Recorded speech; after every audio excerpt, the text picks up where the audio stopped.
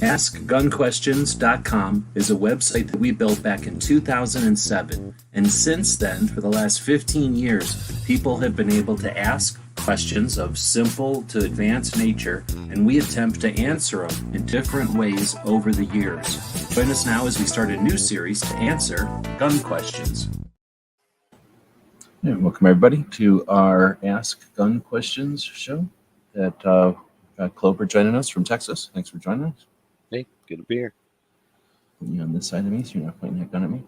And then we also invite Tony Simon from New Jersey. See if he was running around yesterday doing a shoot, I think. So he may or may not be busy today.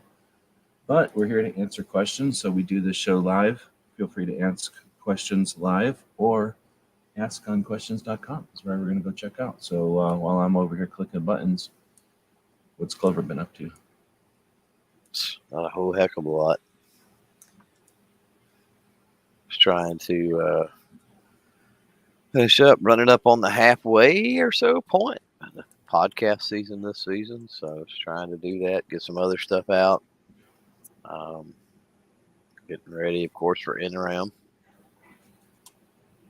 Should be getting ready for showcase. What? I don't know, roughly a week or so, but that got canceled and moved, so can't do that. Shooting Sports Showcase is not Poma. Who's that one?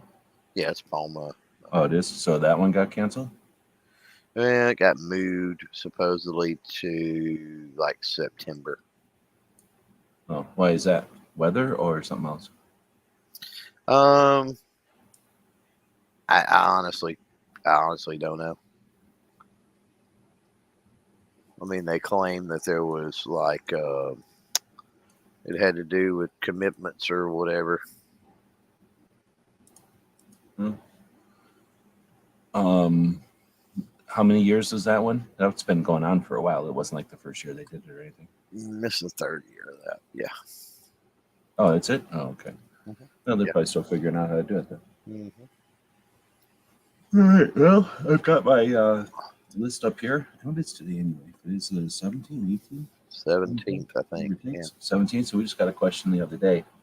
So we got 3 questions from this month, or we can go backwards, or we're going to take a bunch of questions from people out there listening. I don't know if I said it or not. We're going live. So thanks to Kingpin, Krabby, Mike, and Patriot, and now Snow. We're all out there. You might be out there, but we wouldn't know unless you say something in the comments. And if you're listening in the future, you're still out there. You're just out there at a different time segment than the rest of us. So feel free to leave comments out there. Are you broadcasting this on your channel, or you just don't feel like doing it? Me? No. Yeah, we can do that now. We have that kind of power, you know. Yeah, no. The future of live chat streams is for people to jump in and join them and rebroadcast to their own channels. Except for Clover, he does things in old-fashioned ways. So I'm going to be drinking me some of this probiotic kombucha, who looks like Puppy can't get enough of. He keeps sniffing it, and he's now licking some of it. So, you ever drink kombucha? How do you say kombucha? Kombucha? No, I don't guess so. You know what it is? No, you don't know anybody that drinks it. You remember like fake beer or like needle beer or whatever? Yeah. It's essentially that, except that there's fruit flavors in it. But you know how like beer tastes with whole, I don't know what it's called, fermentation, I guess. Like that happens. I don't know if there's alcohol technically or not in it, but it tastes like a near beer type of thing. But super, like, I don't know what to say. I'm not going to say it's like a health drink, but you certainly don't feel bad after drinking it. You know, like you get a little bit of energy, and it's like just a refreshing drink. Anyway, Tony's joining us. Thanks for jumping in. So how does the guest share it? Come on, Grandpa. You go up to the top right over there. There's a button now. It says you can click. Tony can do it too.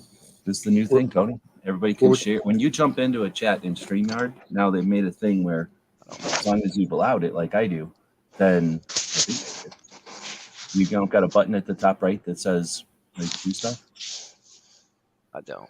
I've got it in. I might be talking crap over here. Let me make sure if I have to set it up or something. Okay, stream this to your audience. Yeah, that. Okay. Whatever Tony's doing. Yeah, I Yeah, don't that have has. it, but you've got me as a channel manager or whatever too. Oh, that's probably why. Well, that's weird. So You should be able to stream it to 2 more channels, though, essentially. nope, you need to stream to more than It's 3 just the channels. future. Consider upgrading. It's just a future. What needs to upgrade? Yeah, I can't do it because I am listed as like a manager on your account. So Oh, okay. like I don't know. That's interesting. Anyway, it's a neat thing. There's a couple ways to play with it. I'm thinking. So you have 10 Ooh. people that can join, and 3 of them can attach to 2 different channels. I think. I don't think that anyway. I think that's the only way that you can max it out.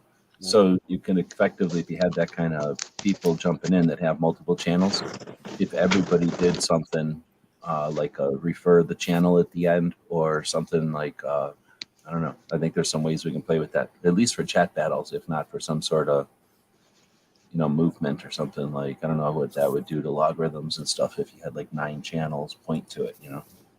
Maybe I don't know if that's a lever that they pay attention to, but if it is, then they just gave us the ability to push 9 of those levers at once.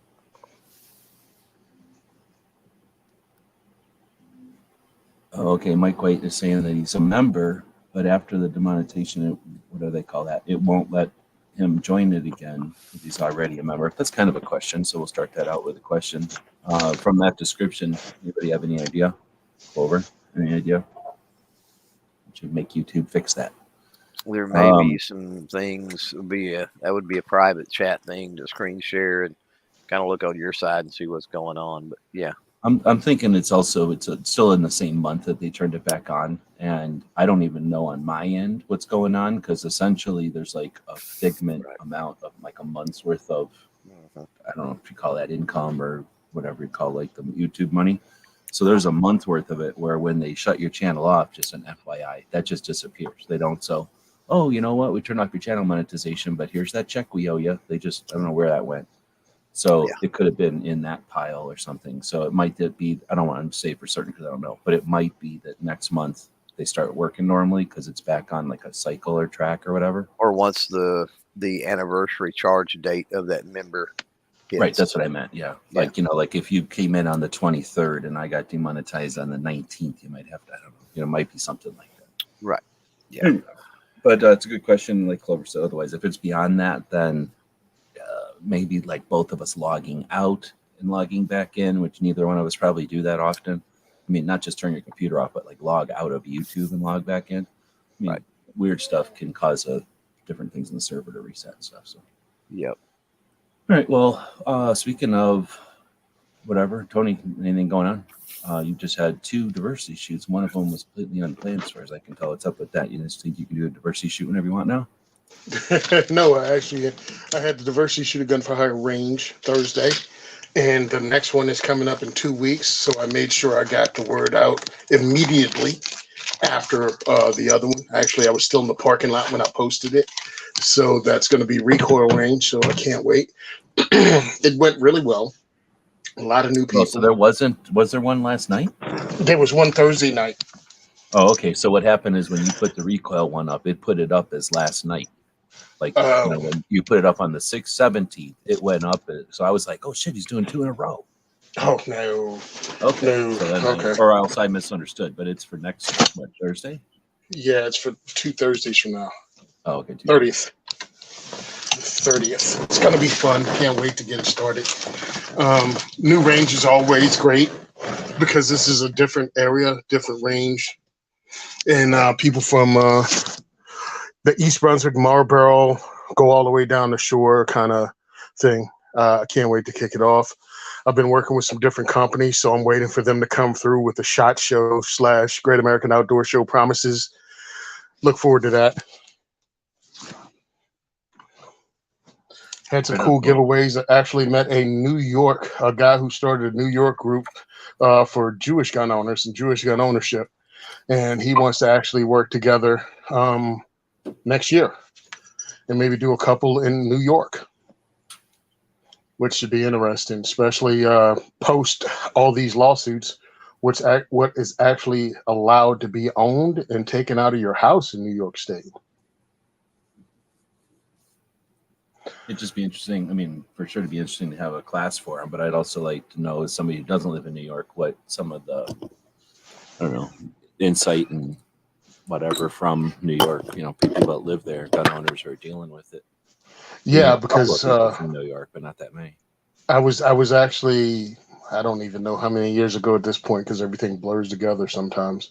I was in Rockland County, New York, for a Friends of the NRA event that Moms Demand decided to prioritize and picket and try to stop ticket sales. So I was part of Gun for Hire's crew that the owner, Anthony Calandro, paid for anybody who wanted to go. He purchased their tickets if you're willing to drive up to New York and participate in this Friends of NRA event. So I jumped right on it, and I went up and I met some really cool people, and one of them were the owners of Rise, which was a range in Rockland County. And we were just working on the specifics, and they were like, yeah, you could just forget bringing a firearm up and just depend on our volunteers to bring New York legal firearms. They were like, as far as you bringing a gun into New York legally, into New York State legally and have it, there's just too many hoops and too many bad things that can happen. So just don't worry about bringing your own firearms. Our volunteers will provide whatever is needed. And I thought that was cool, but sadly that range actually burned down. And I'm not going to be able to work with them. But the guy I was talking to, who's a friend of Yehuda Reamer's, he was like, yeah, dude, we can do something. Let's work on this next year. So that's what we're doing. And I look forward to being in New York, Pennsylvania, and of course, New Jersey to handle the states directly around me in 2024. Hopefully, we'll get down to Massachusetts too. I'm going to work it and just see what we can do. Right now, I started my journey on the 501c3 with getting an address, a permanent address that we can base the charity out of. So that was my first step, and I took that last week. So slowly but surely, CNJFO said they're going to help me with the funding. So that's going to be awesome. And I'm looking at going to NRA this year and trying to figure out whether it's not only financially viable, but worth it with the days off that I have to take. I have 20 diversity shoots booked in Pennsylvania and New Jersey.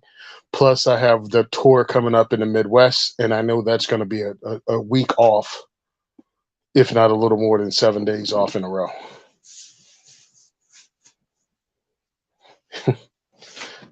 So I have to work a lot of overtime prior to this just to have the time off to go to these events. If it's any consolation, everyone's going to lose their job because of AI pretty soon. So, well, that's the good thing about my job. I'm not going to lose it based on AI. You physically need the people that do what I do. We got an actual question, so we'll hit this one, I guess, because it's coming in from the actual human beings that are out there listening to us live. Ting Ting is asking, how many shotguns do you own? And you're probably asking me or Tony, because I don't think Clover, I don't know if he knows what a shotgun is. How many shotguns do you own? And what is the best for showing my 12-year-olds how to learn to do defense training? Oh, then you're asking Clover Tech about the defense training? Well, okay, we'll let him answer. We'll see what he says. He's going to say it wrong. Yeah, So go ahead. What do you think? How many shotguns you got, and what would you use for 12-year-olds to learn defense training? I can't tell you how many shotguns I got. Not that I'm not willing. I literally can't tell you. More than most people have firearms in total. So a lot. Not enough, but a lot. You know me, Tony? Yeah. Oh, that's what I was actually going to say. Not enough. Not enough, but a lot. So yeah, I don't know. I fall back to kind of my kids around the house, and the staple here for like if we would go out date night or traveled or we did anything, and this is of course when kids were grown. I mean, the oldest being 13, 14, the youngest around 10 or so. One of the things was go to here was the Mossberg 590. And so it was in the corner. They were familiar with how it operated and all that kind of stuff. Very small learning curve. So, that's one reason shotguns are a good option. You can be quick. You don't have to be precise. There's a lot of factors into that. So yeah, I would say some type of a pump. I'm gonna say is optimal. You're gonna limit your rounds many times. Your round count's gonna be limited on a semi-auto. You've got that going for you, or against you, I should say. And then loading, unloading, clearing on a semi-auto can be a little more difficult. A lot of times, you have to load a shell, drop the bolt, load the other two, when you reload, that type of garbage where, with a pump, I mean, you just, throw them in the tube, and as you work the pump, it throws them out. It kicks them out. Right. So a little different scenario with the way the lifters work and brings the shell in. So, just the learning curve's a lot less. Right. So yeah, some type of a pump. I mean, at 12, depending on how big they are physically, stature wise, pretty much any will work. I mean, even some of the cheaper Turkish, pumps, or even the old school H&R Partner, like they made a defensive version, and it's heavy and it's clunky, but it works. So and heavy can have its rewards too. I would say that if you're gonna prepare them for the defensive use, you're going to want to use, you want to ease their toes into it, obviously, with bird shot, 2 3/4 bird shot, and things like that. But for defensive use, if you're deciding whether or not you're going to use slugs or whether you're going to use buckshot, make sure that they're aware of the differences there, right? One of the worst things that you can do is, and especially with kids that are not familiar with shotguns. Shotguns are typically louder as far as the report goes. They're also typically kick more than a lot of other stuff, so more recoil, right? So just make sure that they're, they understand that. They understand those things are not going to kill them. They may be uncomfortable or whatever. And then kind of make sure they're used to that. From there, it's just, getting trigger time in, proficiency with loading and unloading and manipulating controls and things like that. I'm kind of going off on some tangents beyond just, what's best as far as the shotgun itself, but several things to consider.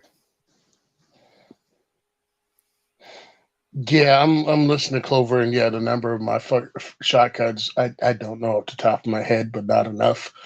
And part of it is not enough as in joking. Another part is no, seriously, not enough, because the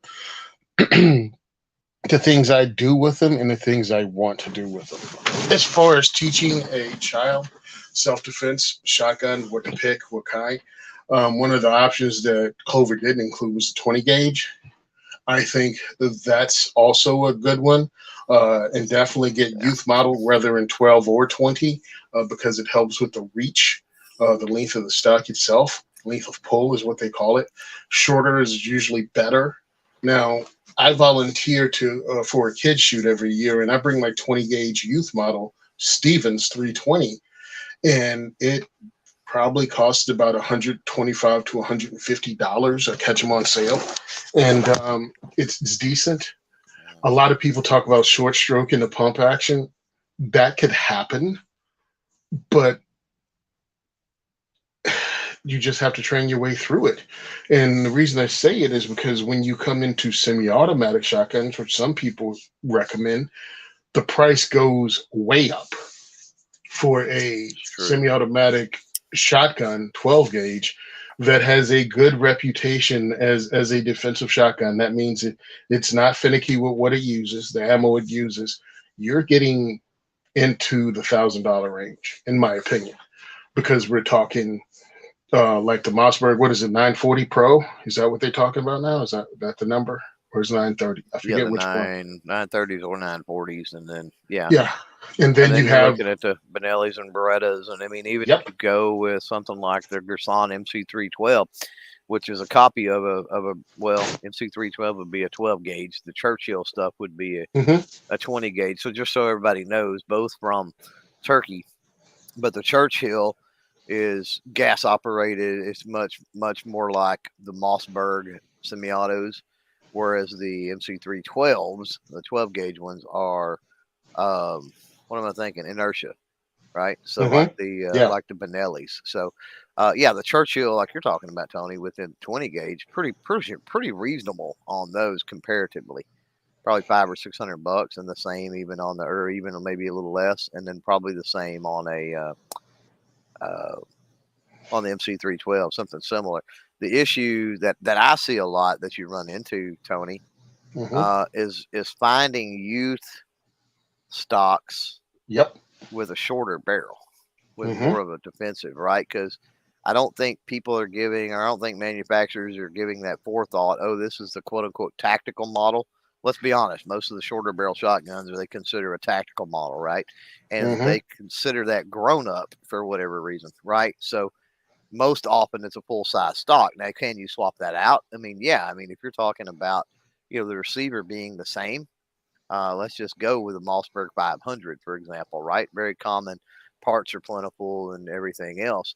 You could take a full size 500 or even a 590 in a Mossberg, and very easily find a takeoff stock or youth stock or something somewhere you could put on that, and it wouldn't be cost prohibitive. And if you have any type of tools laying around the house, very, very easy to accomplish that as well. Screwdriver and a extension and a socket and a ratchet literally will get it done. Yep. And then that's what actually I did with one of my other shotguns. Again, it was a Stevens. Stevens shotguns are Savage's budget company, I guess. At least that's what it became. Yeah. And I ordered a 12 gauge because, again, I caught it on sale, 12 gauge pump action. And I called them up and asked them for used stock because of the people I train and what I do. A shorter is better than longer. Right. And they actually said they don't sell parts, but they had one in the return bin and they sent it to me, which was really cool. Right. But it's like the short stock, get a youth model, whatever you get, whether it's 12 or 20. The reason I didn't say 410 is just because of the expense of the shells compared to what you get out of it.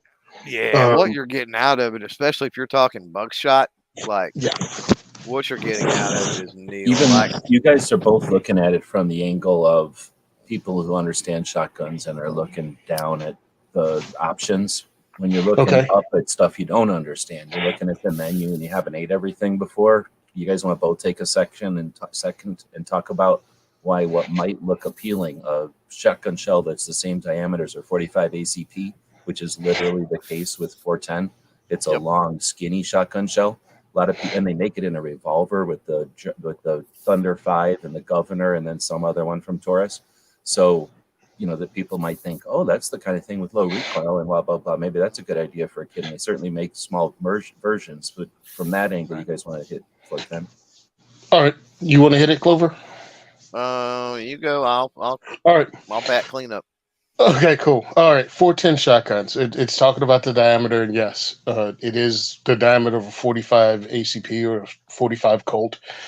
It doesn't carry a lot of payload for a defensive firearm because that's what we're talking about, because that's what Ting Ting asked. Also, it's very expensive comparatively because it's less popular. So that's one of the things. Another thing is you got to pay the same price for less payload, or probably even a little more expensive when you purchase these shotguns. You have less options. A 410 tends to be a little more expensive, yeah. Yeah. And the ammo and the shells obviously are, are more expensive. So that's why I don't put those in. And even if you're using 410, because one of the things I suggest with 20 and 12 is to practice by shooting clays, which one, it's a fun sport, two, it's inexpensive. But with 410s, one, shells cost more. And two, it has less payload, so your chances of hitting clay is even less. So that takes some of the fun out of it also. So that's why we don't suggest 410. Now, a lot of people talk about the Governor or the Judge from Taurus, and maybe you can use those. I think those are just compromises that don't make a good shotgun and they don't make a good pistol. So if you're going to have a dedicated shotgun, get a dedicated shotgun. You choose the caliber or the gauge, and my suggestions are the two most popular. 12 gauge is the most popular, but 20 is right behind it, and those make good self-defense shotguns. So once you start getting into things like 16 gauge, 410, what is the other one? 24, maybe you can find that somewhere. 28. I think it's Yeah. 28. Yeah. I'm like, that gets really expensive, and most of that's for game, shooting birds. So, and again, take them to a class. They're 12 years old. They're good enough, at least they're old enough for most ranges to teach them firearm safety or hunter safety. And then you can take them to, well, in Jersey, we call them wildlife management areas where you don't need anything. You can shoot clays and be free with that. That's my suggestion when it comes to shotguns. And I avoid semi-auto shotguns because of finicky ammo until you get into the higher price ranges. The Turkish guns, which Clover's talking about, I agree, but sometimes there's QC issues with some of those.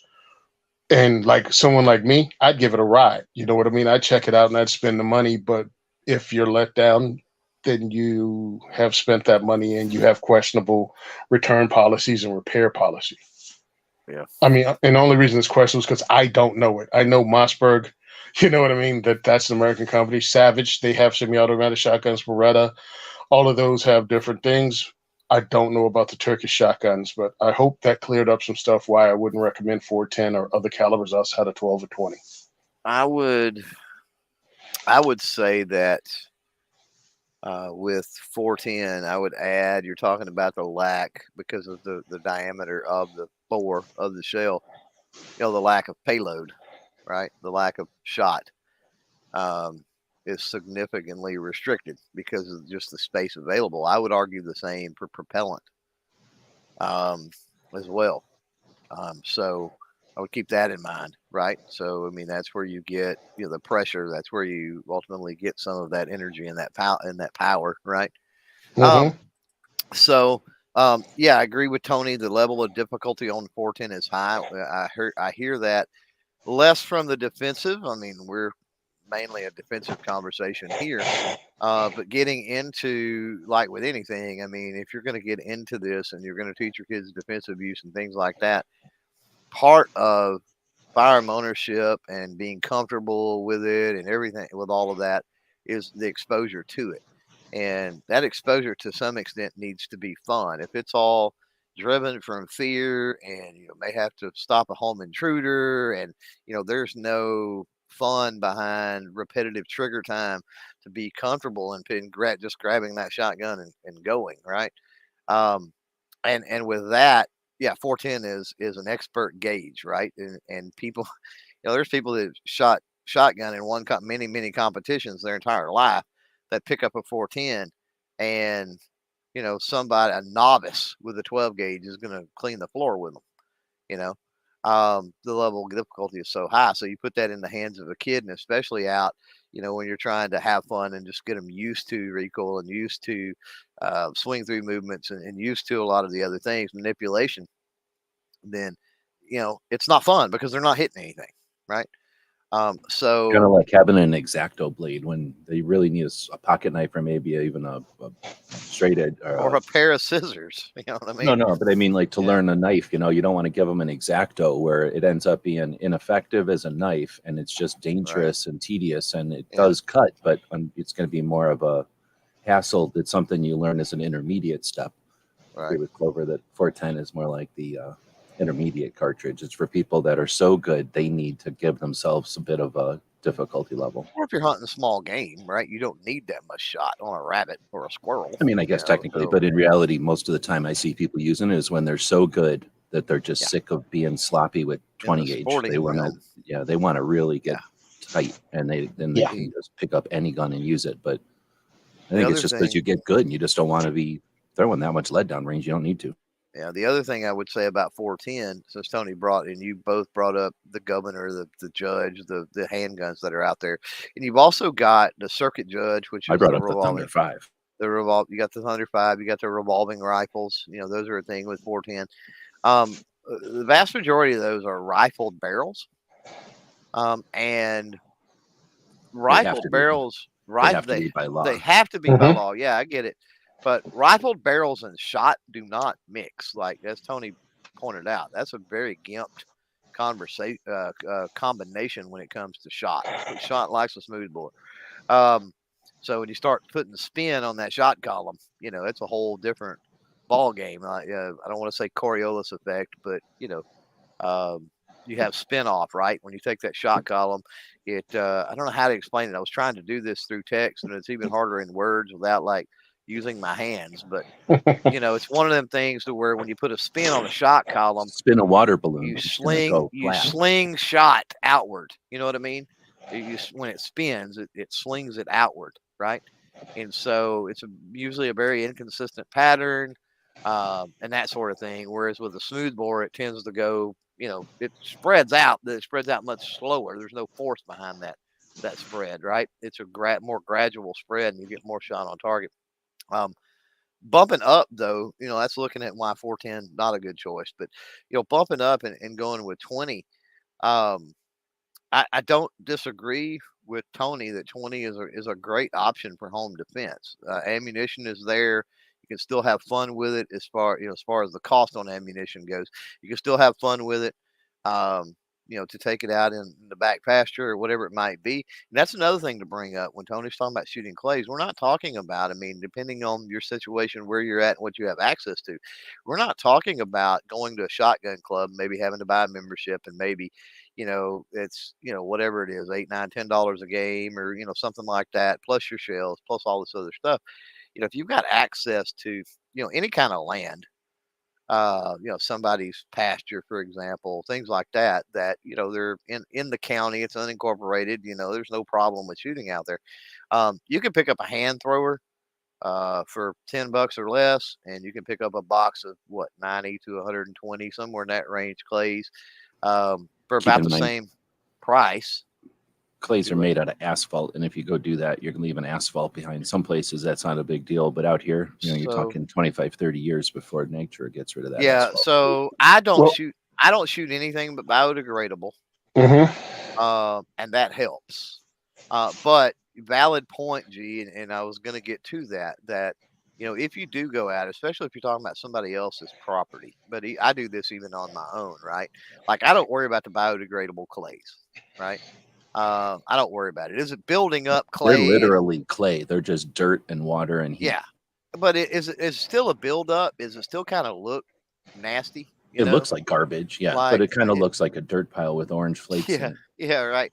But the rain will kill it soon. Yeah, but it's not like bad for the environment or anything like that, right? So, or bad for livestock or animals or even things like that, because again, it's and the other thing that we have to deal with out here is, especially when you're on public land, is gun owners' optics or whatever. Like, if we look like jerks, so if somebody takes out trash and leaves it there, somebody looks like a jerk. Somebody shoots it, gun owners are a-holes.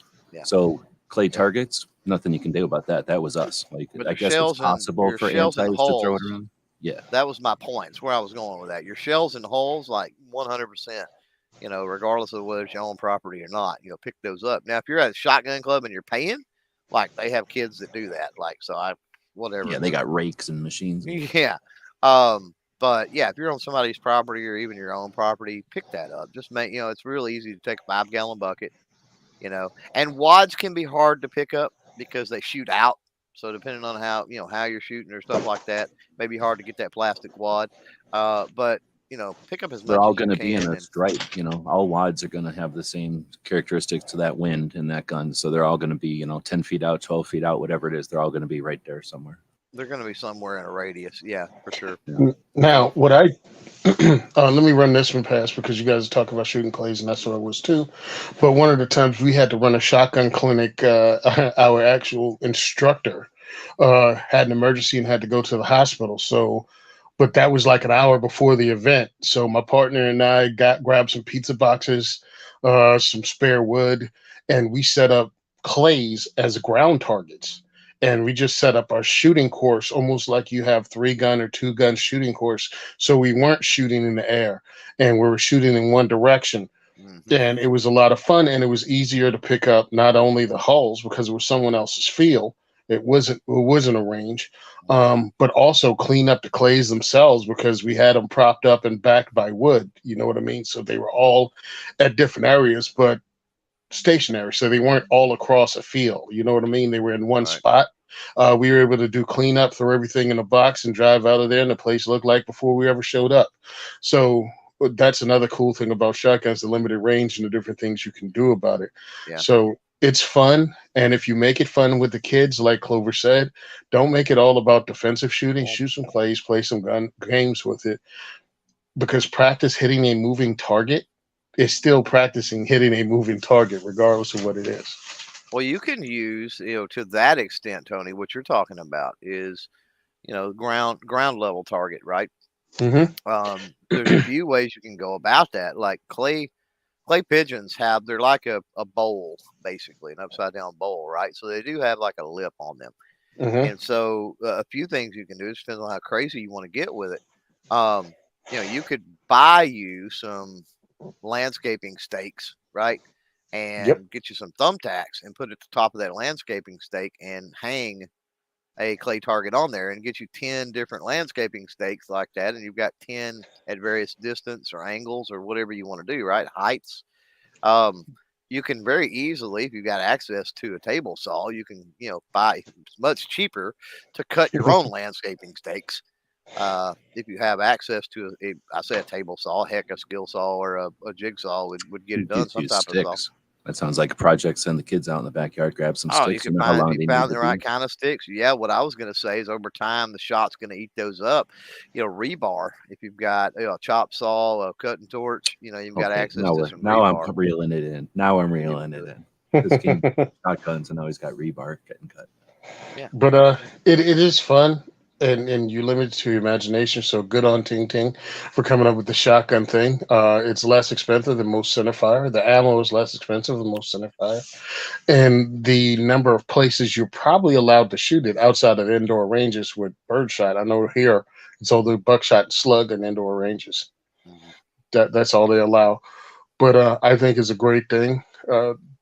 As long as you stay out of the tactical community, because they all think shotguns are the worst thing ever. This is where I get dismissed as being quote unquote tactical community. So I'm the rational, normal community over here. And how many shotguns do I have? I don't know. I own shotguns like a lot of people. I'm not going to say it was a mistake. I just bought them. I thought you'd wanted them. I owned them or whatever. Semi-auto shotguns. I have a different opinion of them now that I've owned them. I'm not a big fan of them. So, but no one has recommended those. Those are a unique class of their own. They have no real place for what we're talking about with the kids.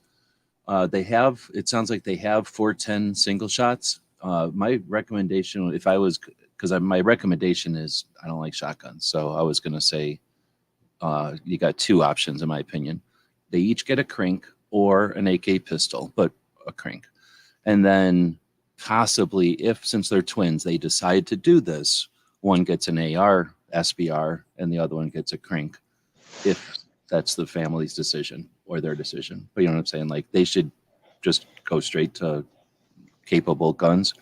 They're old enough, I think, but that's not the question. So if I was going to go with an actual shotgun, I was going to say single shot, but I was going to say 20 gauge because I figured that's, what somebody got when they were a kid or on their birthday or whatever.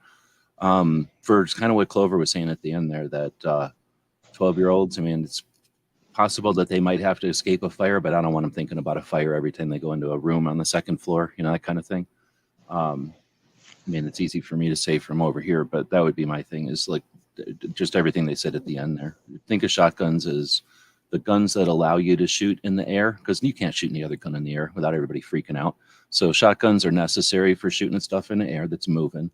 It's just a lot of fun, and it gives you the awareness that your brain is able to do trigonometry faster than any computer pretty much until after World War II, right? So, we can do pretty good stuff right there, and that's a good way to exercise all that hand-eye coordination and stuff. But let the shotguns be fun, and let them worry about other things than having to defend stuff, but let them know they're capable of doing it. And I'll shut up because these guys have pretty much hit on a lot of my points, but I'm still going to, anytime somebody wants to have a discussion about whether or not shotguns are the right choice, not just adequate or anything can work, but I think they're just a bad option. I really don't like them, but I won't bring up my shotgun disdain into this chat or into this conversation. Yeah, I mean, and 100% agree, dude. We can roll on because, I mean, we pretty much said hopefully everything need to be said, and Ting Ting has some good info to base our choices on. Okay, so she says, I agree. I give the kids buckets and have them clean up the target area and then take them to their favorite candy dinner. What's that? I don't know, but I want to hang out with Ting. Yeah, I never got a candy dinner. What the hell? Yeah, no. So I should have been picking up more. I did actually pick up quite a bit of ammo. Now I'm thinking about it. We reloaded. I don't think I had much of a choice anyway. And I'm sure I picked up quite a bit of ammo. It doesn't count when you're little because you're closer to the ground.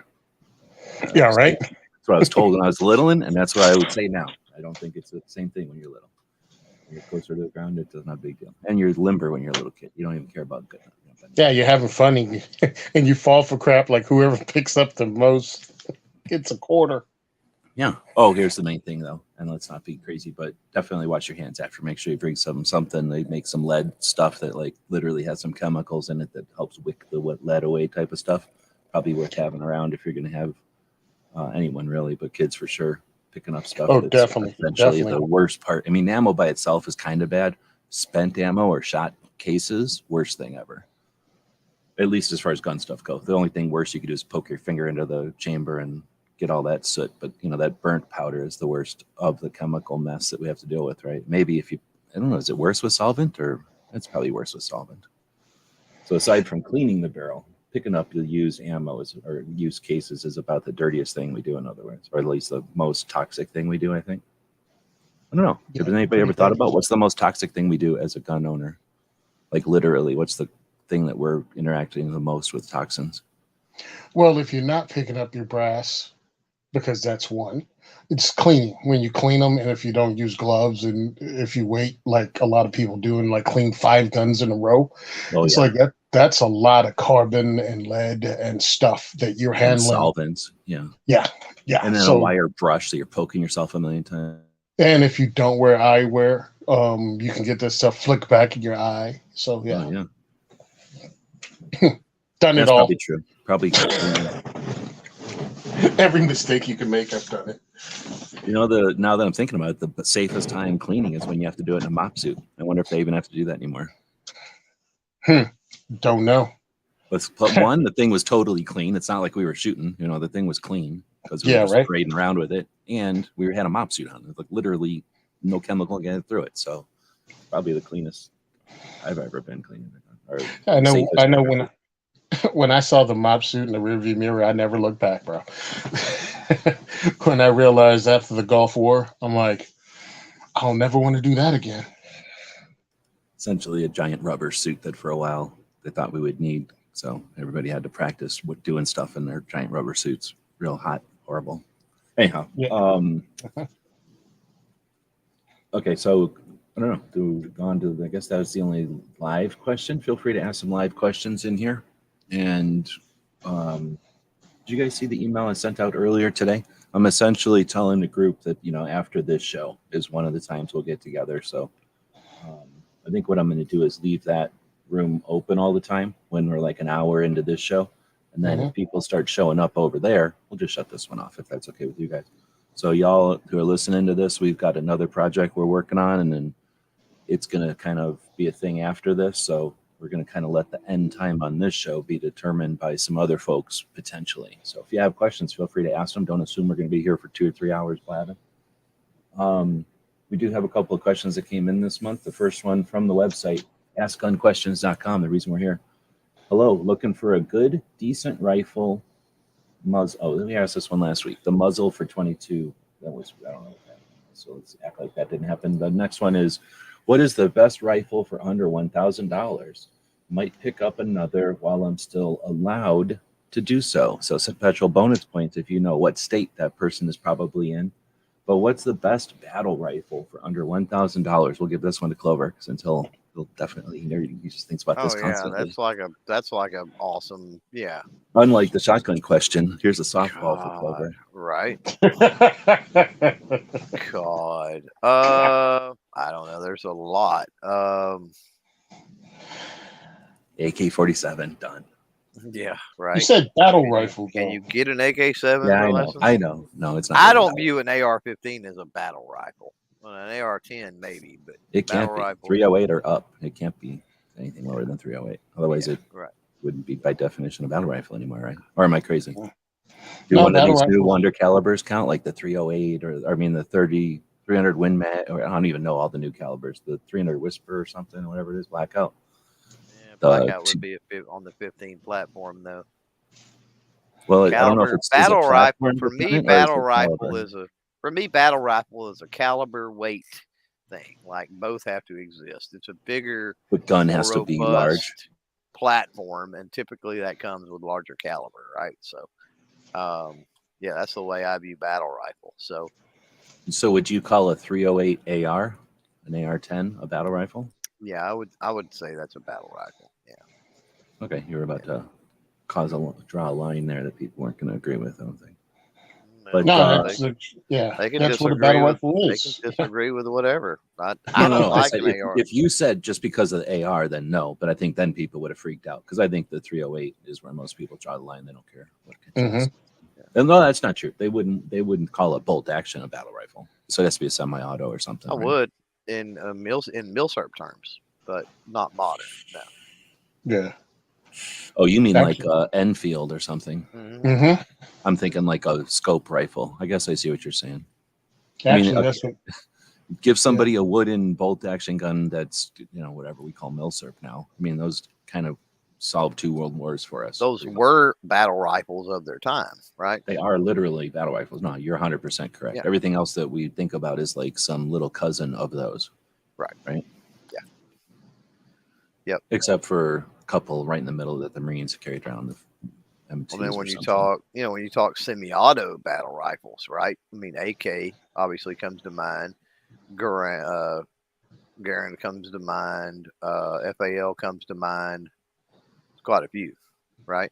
None of which put an AK in there. You can't put an AK in there. It's too little. It's an intermediate cartridge. Yeah, it's an intermediate cartridge. Yeah. I know what you're thinking because it's 30 cal, but it's still an intermediate. Yeah, if you want to put like a Dragunov or something in there with the 54R, yes, go ahead. But it has to be a Dragunov or something. This is true. Yeah, it would have to be a larger version. Same mechanism, larger version, right? Yeah. Pretty well. Now, I think a lot of the limitations on this is that price range. You said $1,000. It'd be hard to find any of those. Yeah, that's where you're going to run into your problem because I just pulled up gun.deals, which is where I go to when I start running these fantasy questions in my head to find out where you can catch some of these guns for. And like a Zastava, a ZPAP, those are like $1,200 to $1,300, and those are in 308. You can check out Anderson and DPMS; those are in the $600 range. But then you roll in the QC issue, quality control issues, and durability issues because you are dealing with a 308 from companies that aren't known for having a high round count and things like that. But who knows how many rounds you're going to put through it. And I almost forgot, I actually did forget about the Ruger SFAR.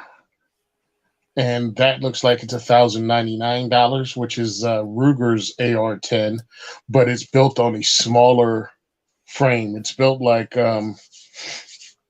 the Patriot Ordnance Factory's, what's it called, Revolution? The Revolution, I think, yeah. Yes, which is an AR-15 sized rifle that shoots AR-10 rounds, which is basically made the magwell larger. They made the magwell larger, moved it back, and just worked it a little bit. So that's where you're at with $1,000. You're limiting yourself to either getting a Ruger or picking up something from Anderson and maybe, DPMS. Well, it's worth pointing out too, in case somebody is thinking along the build side, the upper lower, stick them together side. Mhm. They're thinking that as far as ARs. With the AR-10 platform, like the patterns are not standard. You typically have the Armalite and the DPMS pattern.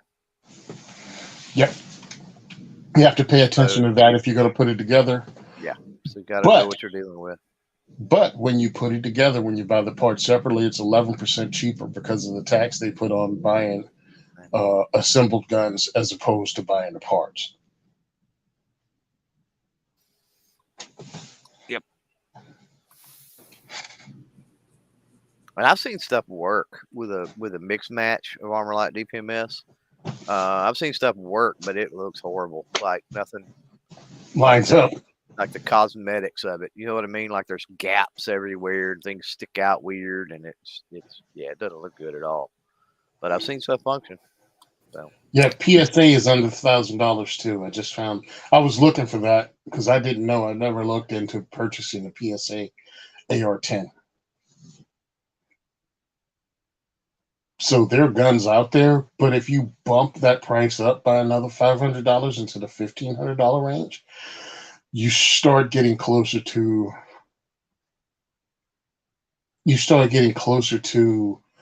AR-10s with track records of high round count. Yeah, you get into stuff that could legitimately be used in the sandbox type situation. Yeah.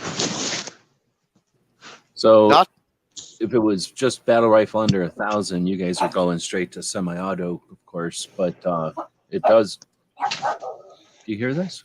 It's being rude to me. This is my co-host over here. I think he's just hungry.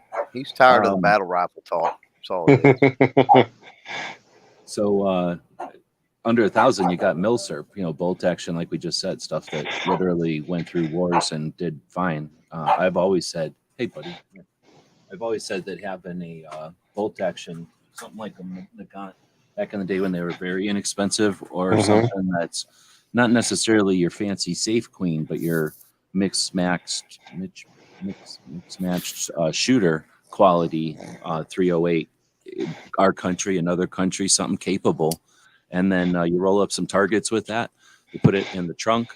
You have a couple of things in a pouch or something. It's a couple of, dozens and dozens of rounds in a pouch. No one's going to even blink an eye. Oh, you go shoot. Maybe they'll think you're poaching. That's about the closest thing. But right. The part where they said allowed to, I'm guessing they're still going to be allowed to have bolt action. There's not, because of what I'm saying, like people aren't afraid of them. They don't realize that world wars ended with them, or that at least, tyranny was held in check while airplanes and stuff ended it. That those things are capable as hell and often underestimated. And that's why I was just going to throw that out there. And you don't have to buy a fancy collector model. Buy the one that nobody wants, the sporterized one. Maybe that's the way to go. Sporterized one will be pennies on the dollar compared to the collector's items. Actually, I was going to talk about that on my show this week because of a lot of different things that people went, the bank thing. And now if you watch a lot of gun tubers, they're talking about apocalypse guns and what happens when the financial collapse, yada, yada. So I'm using that basis as talking about doing this exact thing. All right, well, what do you do? Is getting a surplus rifle an effective use of setting yourself up for a apocalypse all around whatever rifle? And there's two parts to that. Depends on what you're looking at. You know what I mean? When Moe's and the Gants, even good one, like really good ones, were $125 and a run of the mill one was under $100. It's a no-brainer. Yeah, pick that up. When you're able to pick up, like I did my Enfield back in the day, my American Enfield for $300, great. But now when the prices are going up, you have to keep a lookout on, is the ammo that you're going to get for it available? Is the ammo you're going to get for it available in civilian applications, as in hunting? I mean, if that's what you're going to do with it, as an all-around rifle, is there hunting ammo available, or is it all FMJ? Which, yeah, 30-06, if your surplus rifles in 30-06, you're set. But what if it's in 7.5 Swiss? You know what I mean? Like, what do you do? What if it's a Kakano in 6.8 or 6.5? I forget which one the Kakano's in. But, you know, it's some strange, not strange surplus, but not native to America surplus. 303. You might be able to get some from somewhere. But that's also something to keep in mind if you're looking at surplus guns. Make sure you look at surplus ammo, and not only surplus ammo, but modern ammo that you can use in it to do things other than defend the home. What if you have to, again, hunt with it? What are you going to use? And spare parts. How do you fix your surplus gun? Because your surplus gun minimum, if it's a bolt action, is going to be 80 years old. I mean, I don't think anyone was churning out bolt actions brand new in the 50s. I think it was done by the time World War II ended. I don't know anything off the top of my head that was post World War II. They were making new ones. No, I don't think. I think you're 100% right. But So- they're also built to last. But Yeah, when no, they break, I'm you're out of luck. You're out of luck when it's broke. exactly. Like, I mean, there's work involved. There's no shortcut. There's no cheap option that gives you everything.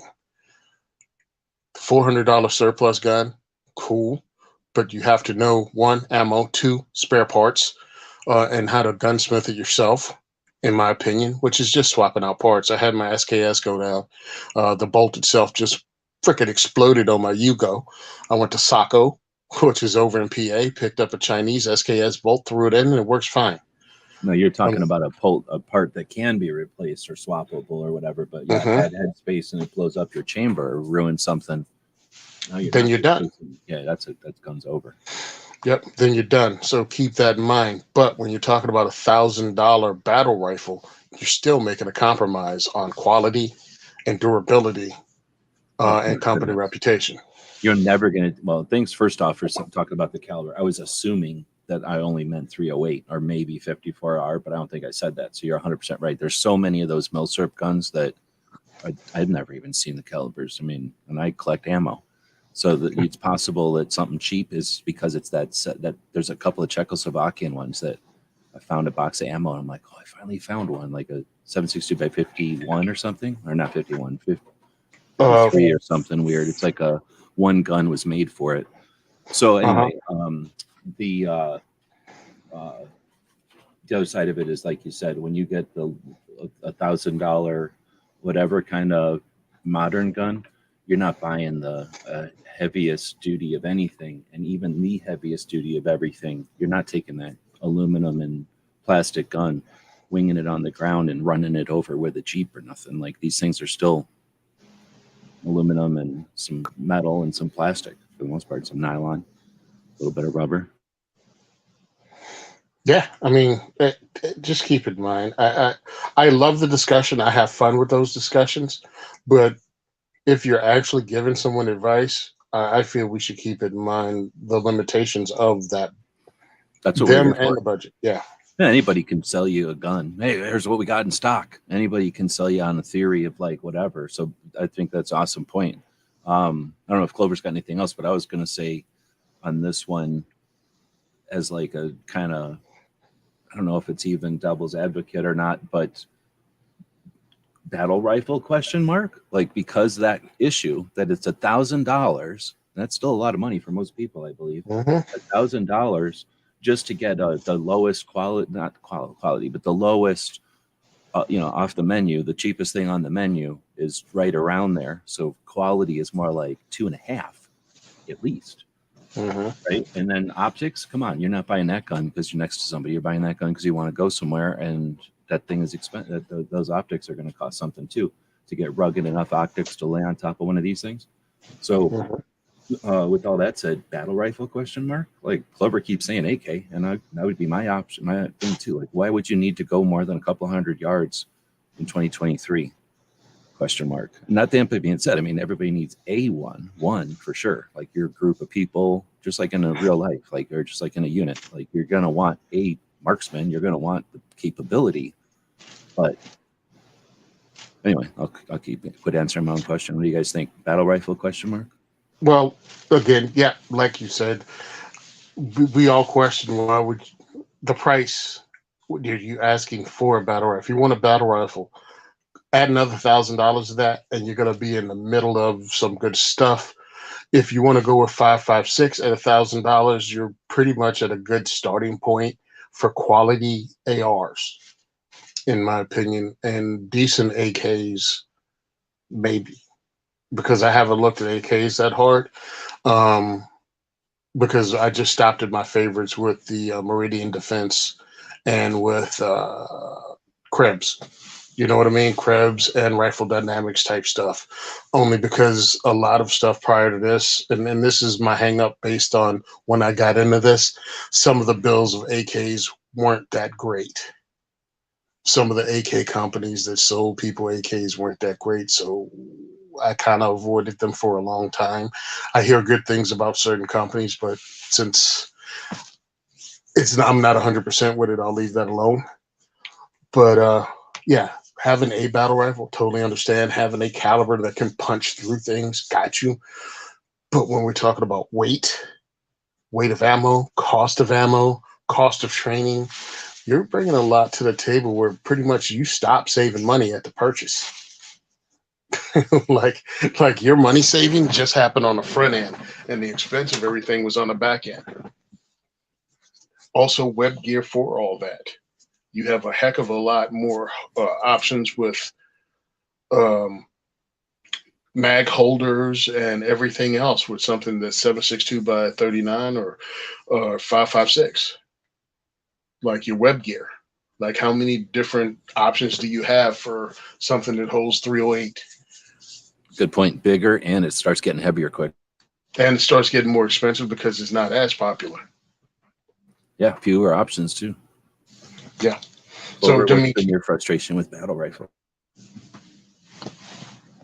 Oh, sorry, I thought you were done. oh, I am. I was just waiting. I wanted to hear what Clover had to say. I know Clover wakes up at night sometimes, worrying about battle rifles. Yeah, freaking out all the time. Yeah. I don't know. I don't have a lot to say on the battle rifle front. That's valid. You're allowed to. That gives people some perspective too. Like, we all don't sit around thinking about battle rifles. Yeah, I do think everybody. Okay, on a scale of 1 to 10. Like, I'd rather have, when you start getting into the larger caliber, I'd rather have a bolt. You know what I mean? Rather than a semi-auto. It's just me. So my favorite that I would consider a battle rifle is by far the FAL. I agree with you. I had one. I agreed with you until I owned one. I built one and owned it and had it for a little bit, and then stubbornly owned it and championed it, even though I owned it. And then I was like, all right, I can admit that I don't like this. It's the right arm of the free world and stuff, but not in my collection. It's too long to fit in any safe, FYI. It's super long. It's awesome, but unless you got muzzle loaders in a safe with a shelf that's all weird, good luck. You're not shoving it in any safe that you own. And then it's heavy and it doesn't care about nothing, and it's going to jam into everything and somehow scrape things that aren't even on the same safe. It's just a big nuisance. If you got it like a garage to put it in, it's okay. Well, I would agree. I mean, that's one of the reasons I said that's my favorite. But then understand, I'm not a big fan of battle rifles, and pretty much for that, they tend to be larger and longer and heavier and that sort of stuff. So I was trying to figure out a way to ask this. I think I'm going to ask it this way. If we're looking at it from the person who's coming into the restaurant and looking at the menu, and they haven't had it all yet, right? But hopefully everybody at least rents everything, at least samples everything, tastes everything on the menu. If not, tries everything for a little while. You're allowed to, like something on this side of the menu and then change it over on that side of the menu, and then even go back if you want, right? Like, you're allowed to do whatever you want in this country. So let's say somebody's exploring the menu and they start off with, let's just give them the trifecta of a 22, a shotgun, and a pistol, which somebody's coming in to guns. They're coming in with one of those three things: a 22 of some sort, a pistol of some sort, or a shotgun of some sort.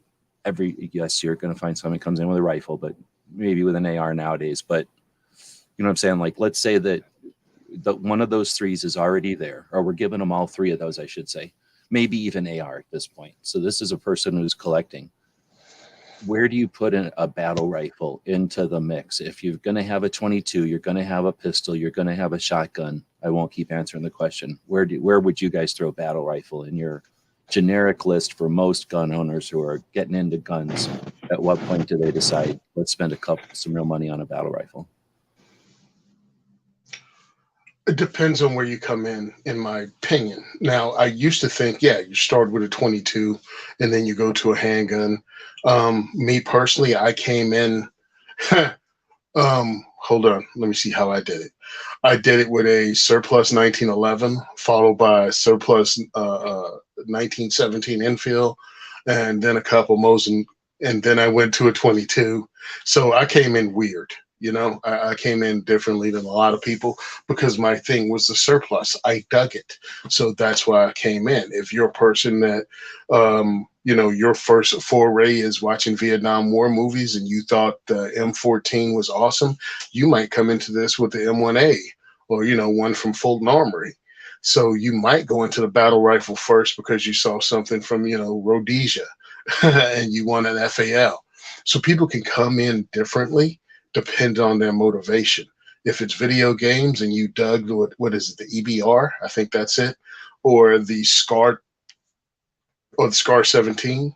So you can come in any kind of way, but I'm figuring when you get into battle rifle money, for most people, you'll probably come in after you've already did the pistol and at least a semi-automatic carbine of some sort. Then you might step up and get yourself a 308 or a battle rifle type gun. Yeah, I think it's going to be lower on the list for most people, for sure. Mm-hmm. Definitely. So neither one of you is like, get it out of the way, get something that's competent and able, and then everything else can be a toy because you just bought the thing that can get jobs done. No, because the ammo costs, because of all the other costs associated, mags, web gear, and also recoil and concussive force. If that's what you walked into, dude, especially if you live in a place like New Jersey that has a lot of indoor ranges and less outdoor ranges, that concussive force is going to make it not fun for you, not fun to share with your friends, and not a fan of anybody on either side of you at the indoor range. When you take a class, if that's all you have is a full-size battle rifle and is a 1,000-round class, and that's a whole different price structure when you're buying a case of 7.62 by 51 compared to 5.56. Like everything about it is more expensive, and I wouldn't tell somebody everything about it is more than going in with a carbine in a more popular, less expensive caliber like 7.62 by 39 or 5.56. You made a good point about the muzzle blast too. On a larger caliber, you know, bigger diameter, more powder and everything, moving a bigger bullet, so it needs a lot more energy. If you got people that are used to shooting 9mm all the time, when that first round goes off, it's going to be like a bunch of feathers in a tornado. They're just going to go flying. Oh, believe me, hosting the diversity shoot and having some of my guys go online and me not know what they're bringing, and you're standing there and somebody lights off a 7.62, lights off a 308. I'm like, what the heck? Oh yeah, I brought my 308 with a 16-inch barrel. Could you tell me if you're going to do that next time? Because I got new shooters over here and they just poop themselves. So, I mean, it's just more.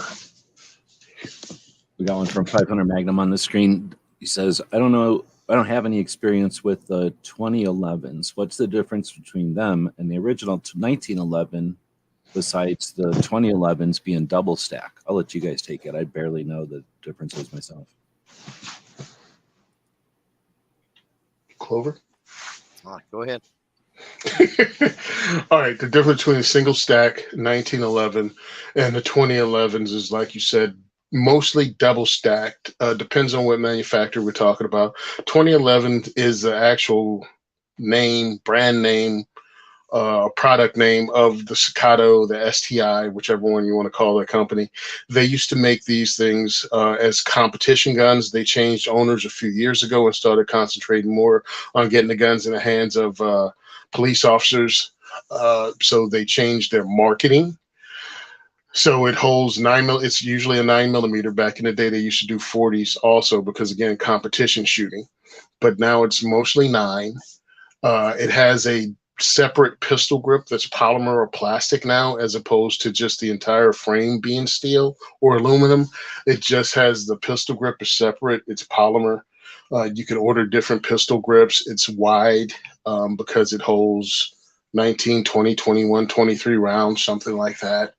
But it's still a 1911. Some of them don't have the grip safety, but they still have the thumb safety. But again, at birth, in its blueprint, in its DNA, it's just a double stack 1911 that cost a lot of money, coming from companies like Staccato and others. Springfield Armory has cut the price down to almost half of what a Staccato is with their Prodigy, and Garson has come out with their version of a 2011. Dang, you know the name of it off the top of your head, Clover? Yeah, the He's witness not familiar with 2311. Gersons. So Garson came out with theirs, or EAA, came out with theirs. So there's other companies coming out with them that the price tag isn't so crazy. I would look into them if I just want to check it out. But if you want the one that everybody's crowing about, it's Staccato. But I think that's mostly because of marketing. Because Staccato is really the Ruger of 2011s. There are a lot of companies that make better ones, but the price doubles. We're talking $4,000 to $7,000 for top of the line 2011s, and Staccatos are the entry of that. Like, how do I say it? If we're talking guns, High Point is EAA and the other companies that come in under $1,000 for one of these. Staccato is like the Glock of coming in. Yep, it's good enough to do this, but if you really want a high end, you got to spend twice as much money. And Springfield Prodigy is somewhere between the Glock and the High Point, where I'll throw it in as, say, maybe something like a between Glock and High Point, Taurus G3 G4. That's what I call that. Where does Para fit into here at all, or is that just Para's dead? I know, but I mean, did any influence from Para in any of this, or is it just coincidence from somebody who looks at double stack 1911s? Para is actual 1911 that's double stacked. The reason I say it is this: they have the metal frame. They have All the of entire them, metal frame. all of them were, but yeah, there were Yeah. They had the double stack. Para went aluminum, right? Like Para did also did aluminum frames. Yeah. And I mean, Para but was they're gone. It's not like the people from Para became such and such company or anything. Yeah, Para moved from Canada initially and went down to North Carolina. They was in Canada and they're making frames. They started making whole guns in North Carolina. They got picked up by, I forgot what the name of the group was. same group that owned Remington. Same group that ruined a whole bunch of other companies. Yeah. They bought Para, ran into the freaking ground, and somebody else bought it after that group went out, and then they just shut it down. I thought Para was really cool. What you call it now does the thing that Para did. Rock Island Armory has double stack 1911s, a la Para. So if you want to get in on it, get in on a double stack 1911 and 9mm or 45, good entry level start, or a company that gets that entry level to going is Rock Island Armory for around $700 to $800.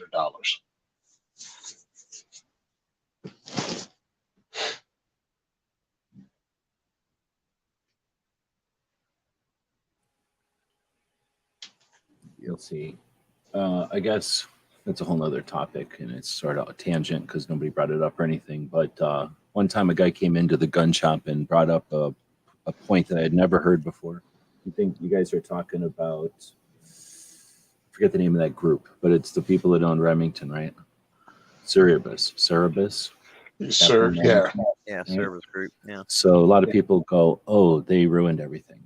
But this guy was suggesting that it was a bunch of people that had money that were Cerebus. It was like a group of investors. So people that had money. And this was kind of before the investment thing in tech. Like now we're used to venture capitalism and people investing in stuff for principles. I mean, it's not like nobody had ever invested anything for principles. But essentially this guy's position was that This was a bunch of people that were wealthy enough to essentially play with this money. And when they and they had a value for Second Amendment gun companies, essentially. And I don't know if it was a strategic thing that they didn't want to see companies go under because we need the companies, or if it was a sentimental thing or a traditional thing that they just didn't want to see our traditional gun companies fail when it's stuff like, the companies like Remington, which is our oldest company. So that guy's position was that these people had the money and they kept companies around longer than they would have naturally faded out. Unfortunately, because they just give them money, that doesn't solve problems. Bad management creates the money problems, and you can do what you can do. But in other words, if a plane was going down and they were able to get up there and give it some more gas, was it their fault the plane went down? Or, did they do a noble effort to try to keep it from crashing and whatever? So I don't know, but I've heard that position. Yeah. And so often we are apt to demonize based off what some fly-by-night, some casual observer's version of the story is, not from the research. And I wish I could say we had researchers like back in the day when people really researched, but a lot of times research is go online and see what everybody's saying. And when everybody's, there's a consensus what people are saying, that's still the truth. But I don't want to say it's not the truth, but I just wanted to throw that out there as like a thing. Have you guys ever heard anything like that before, or is that crazy? No, I've never heard that before. And when you look at the companies that they purchased, they weren't companies on the brink of bankruptcy.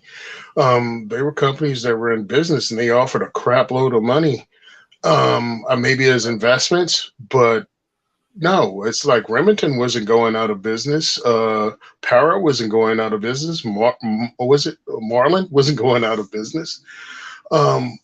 They offered a bunch of money. I mean, the thing that I heard, conspiracy theory, aluminum foil hat, is that these were some anti-gun companies that didn't mind spending the money to kill off these companies. Is it true? Doubt it.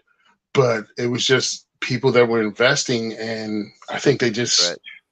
yeah, I think they were people investing, and they cut funding so much to try to make as much profit as possible and kill the companies off.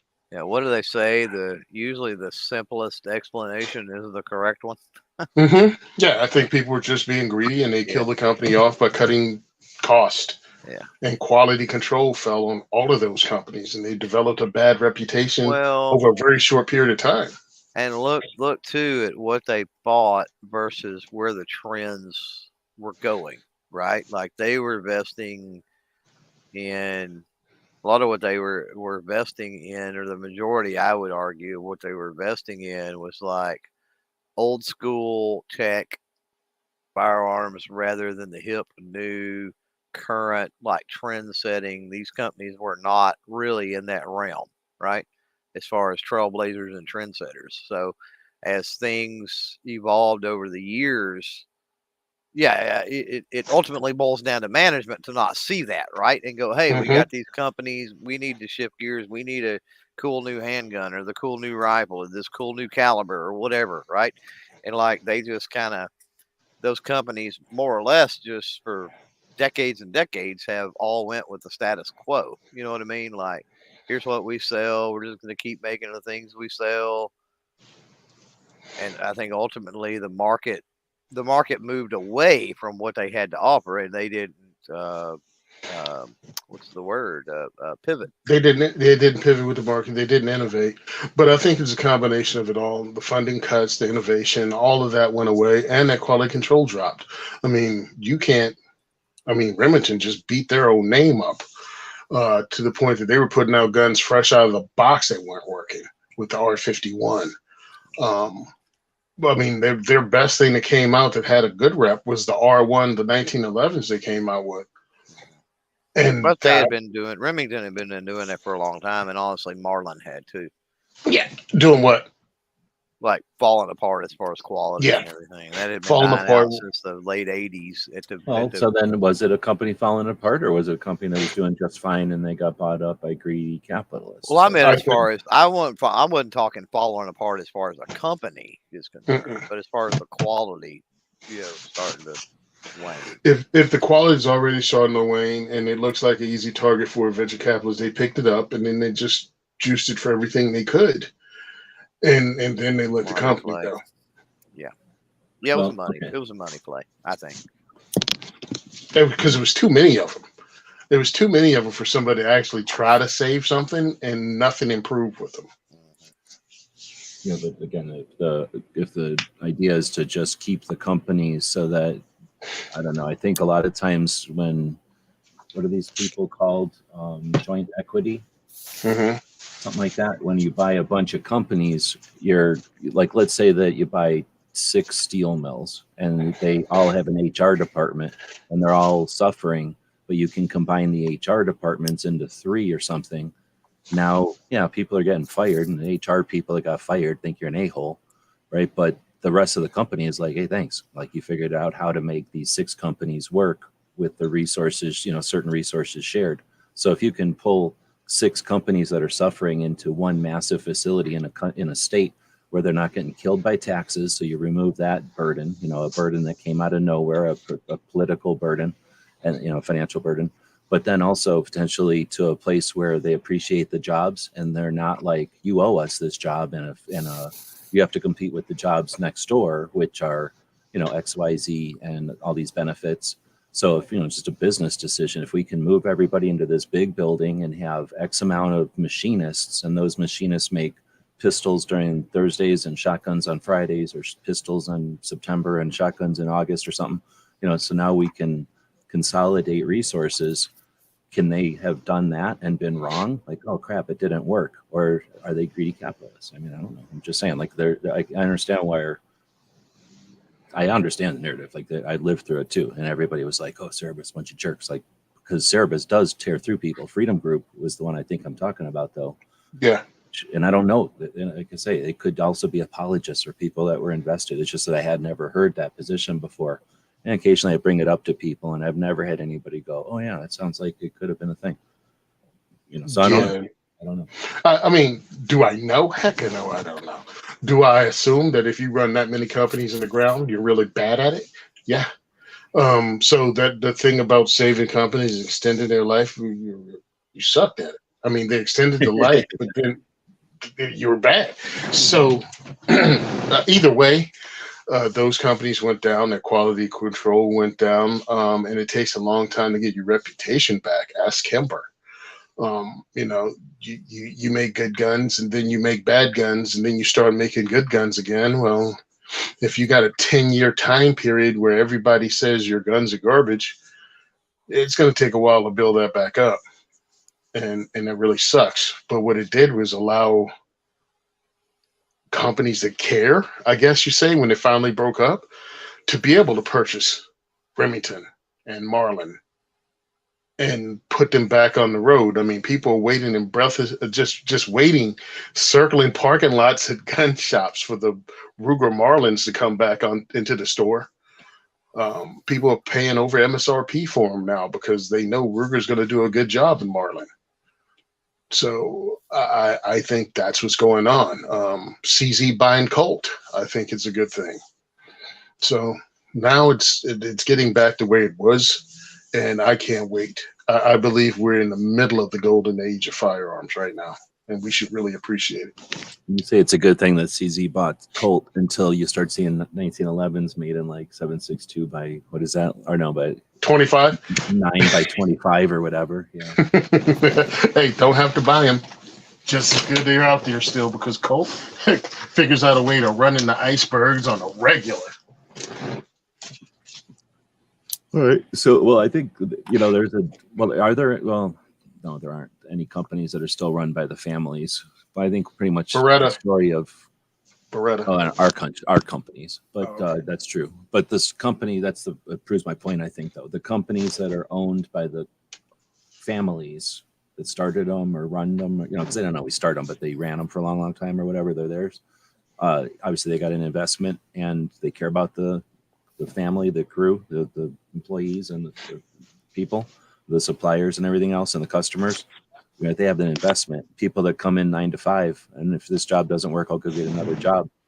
That's different for sure, right? Different. Yeah, it's different it's different if your name's on the side of the building. I think the last one was Barrett. Yeah, it was last one. You're right. But that's not true. There's other ones. There's Weatherby and stuff. I mean, we're missing some of the less giant ones. Ruger for a long time, right?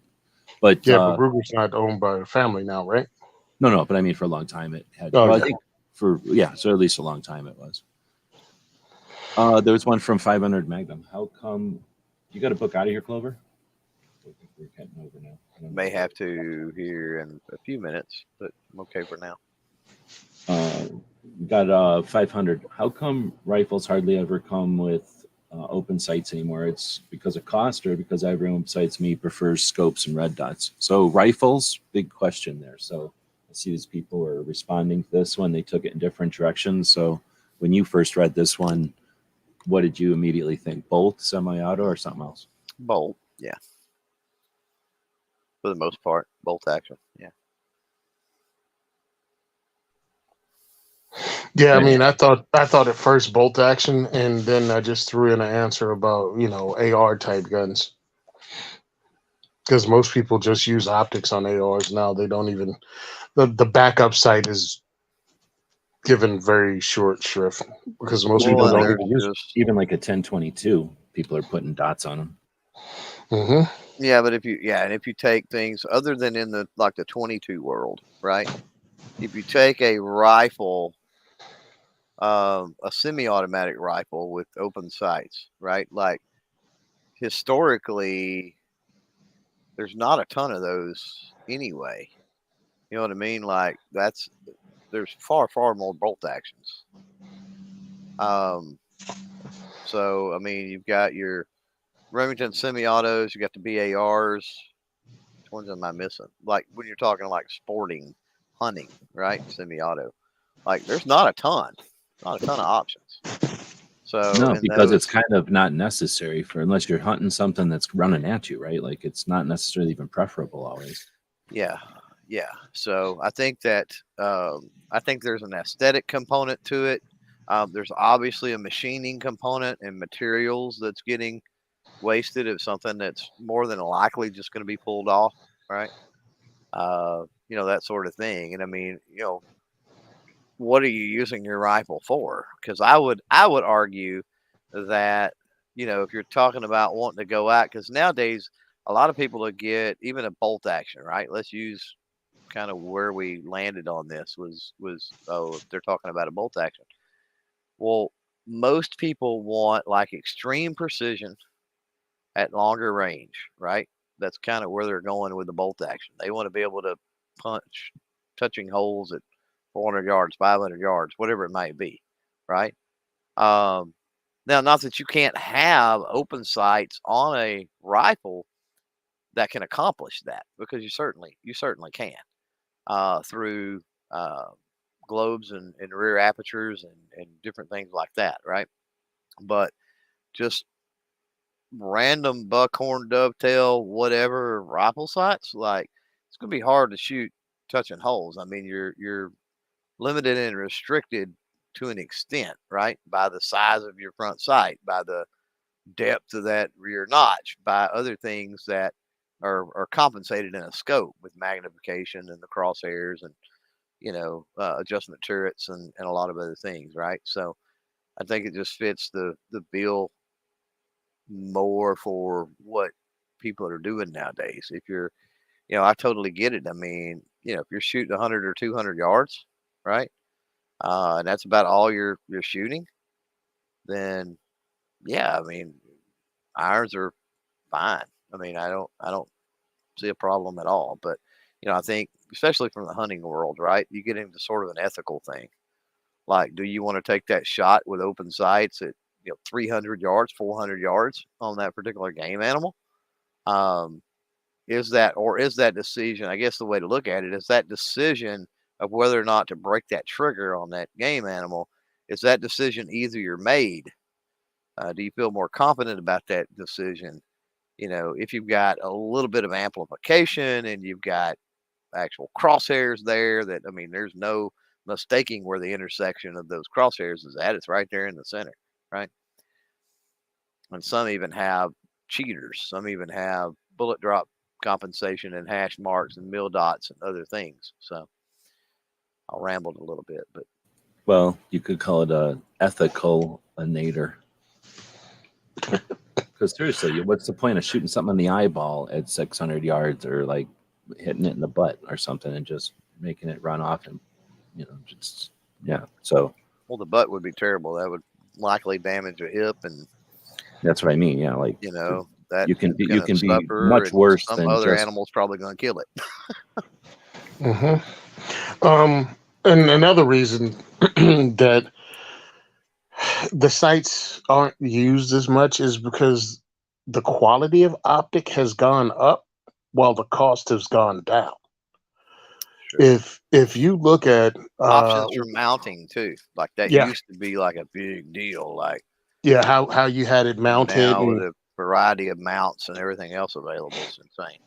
and the ease of just you doing it yourself now. Right. So everything to facilitate it being easier to use, less expensive to use, has just become better Yeah. than it used to be. So why would I, for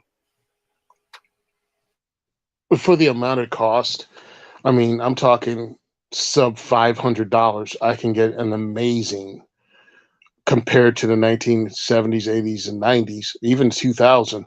The glass I can get for $500 compared to 20 years ago is crazy.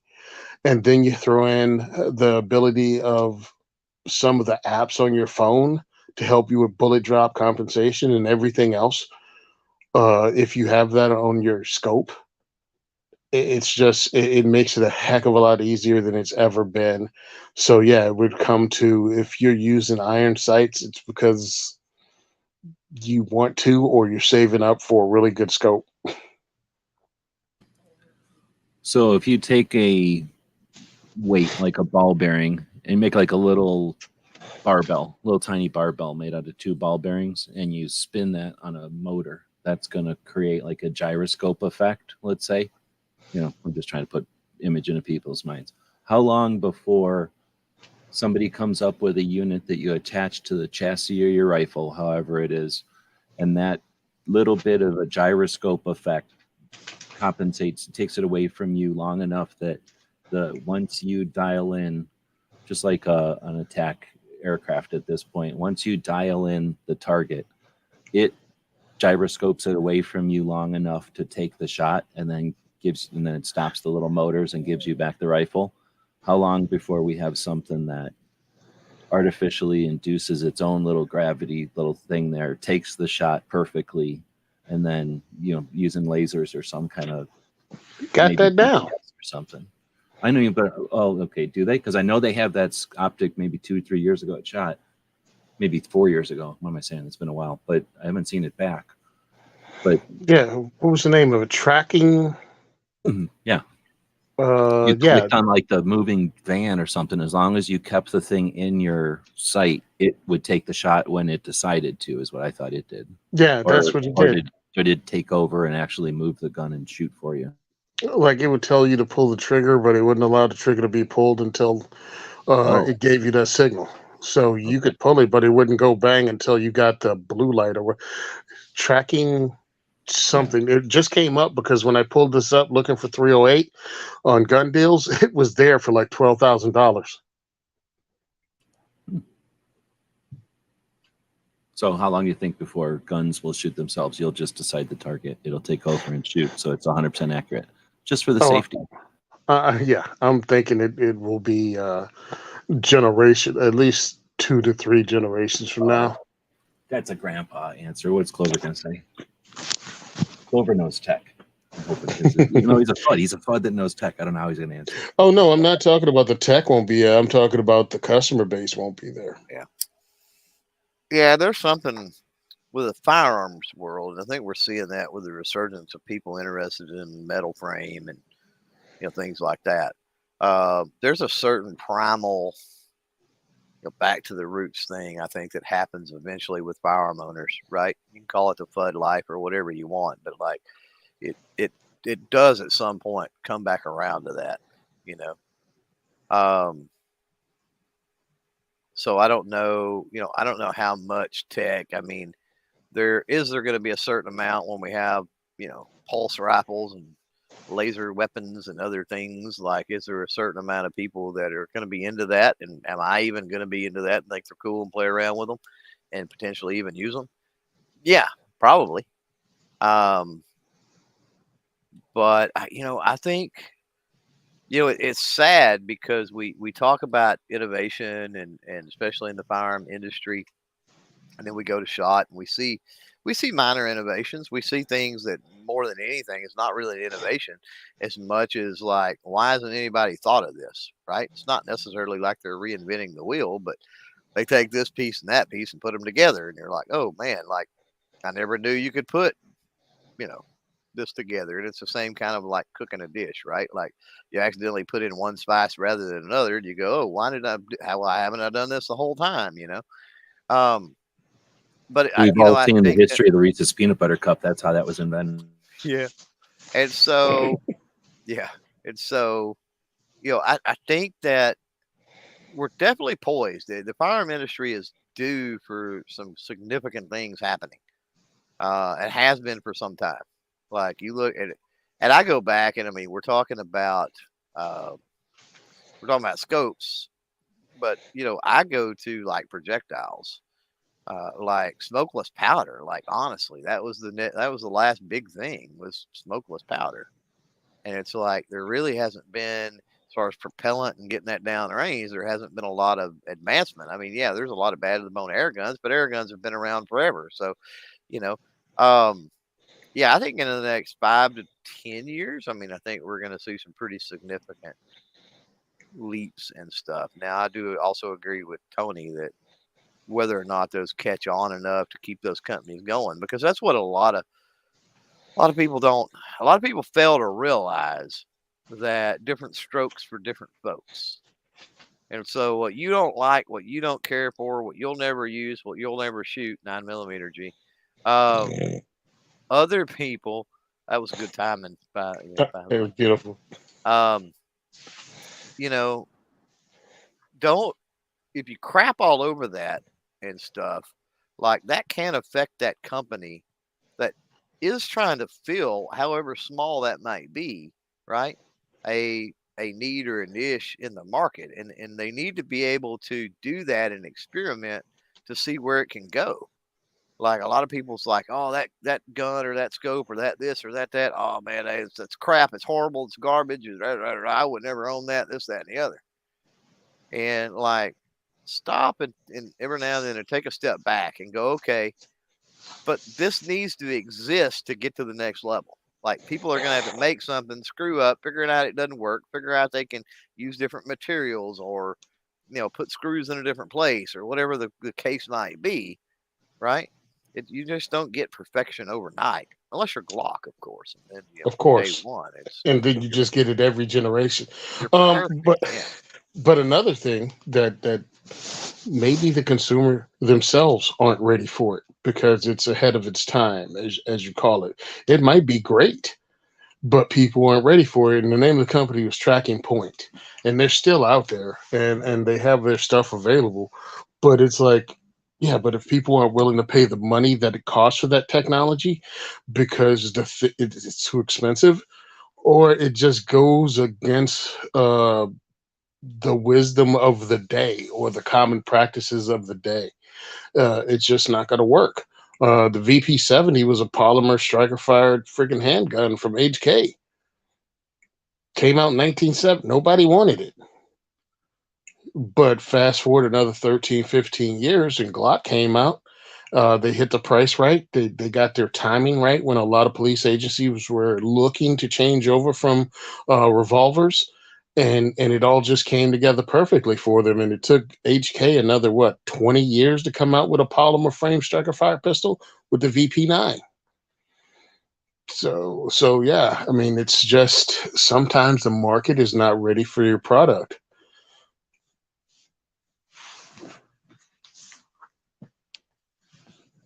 Because innovation doesn't guarantee sales.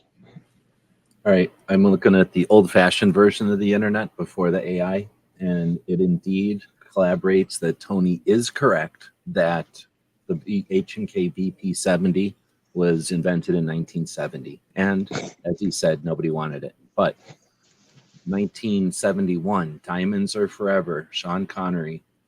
If in 1971, Diamonds Are Forever, James Bond pulls out an H&K VP-70, would have Glock never existed? That's the question that other chats are scared to ask, and we're bringing it up on a Saturday afternoon. What do you think? If James Bond would have had a VP-70, would there be Glocks today? Yeah, there would be. Yeah, they would be, because, I mean, think about it. The James Bond gun had to be featured in 30 years worth of movies. You know what I mean? Like, some of the guns that James Bond had weren't like the star. At this point, Dr. No, 1962, then Russia with Love, Goldfinger, Thunderball, You Only Live Twice, Majesty, Secret Service, Diamonds Are Forever were this one we're talking about. So it already gone from Sean Connery to that other guy from one movie, but this was the last Sean Connery movie. Roger Moore would take over in the next movie, but nobody knew that. The adjusted box office, it looks like it went from $400 million to $800 million in Thunderball. Then it went down and back up. So he was definitely not as popular as he was in the heyday. And he was still riding like, oh yeah, we still like James Bond. So you're right. He wasn't like Dr. Goldfinger would have been, anything he did in Goldfinger would have sold. Like that was the heyday of James Bond, it looks like. Yeah, because, I mean, even since then, there has not been another James Bond gun. They tried to do with the P99. Nobody cared. Oh, wow. So Skyfall is way bigger than any other James Bond movie, but I think there's also just more people on the planet. So I think that's fake to just go with the numbers. But you're right. Like Goldfinger was the biggest James Bond. It's always and more people are going to the movies, and there is streaming service, and there is, you know what I mean? Also, they stopped counting.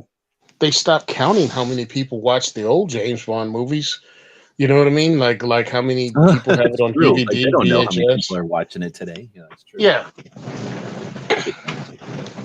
They stopped counting that the day that it, the next year, right? I didn't even think about it. When it stopped selling. That makes me rethink a lot of these movie things now that I'm thinking about it. That's crazy. Back to the original question, though. Like the James Bond movie, I don't think is going to have any impact on the Austrian government seeking, samples for a new sidearm, blah, blah, blah. And I don't think that affects the business accoutrement of Gaston. So his capability and his ambition. Yeah. Okay, so but if the VP-70 would have taken over, like I guess I was implying, so now I'm just assuming that it did get caught on or whatever, would it have had the market and he would have said, oh, there's no point in me even trying? You're saying, I guess that's the, because he did. If he would have still been ambitious and he would have said, oh, I can do better than that gun. Well, and with his production methods and everything, like that's the whole Glock perfection. A lot of people don't understand Glock perfection. They think it means it's the perfect handgun.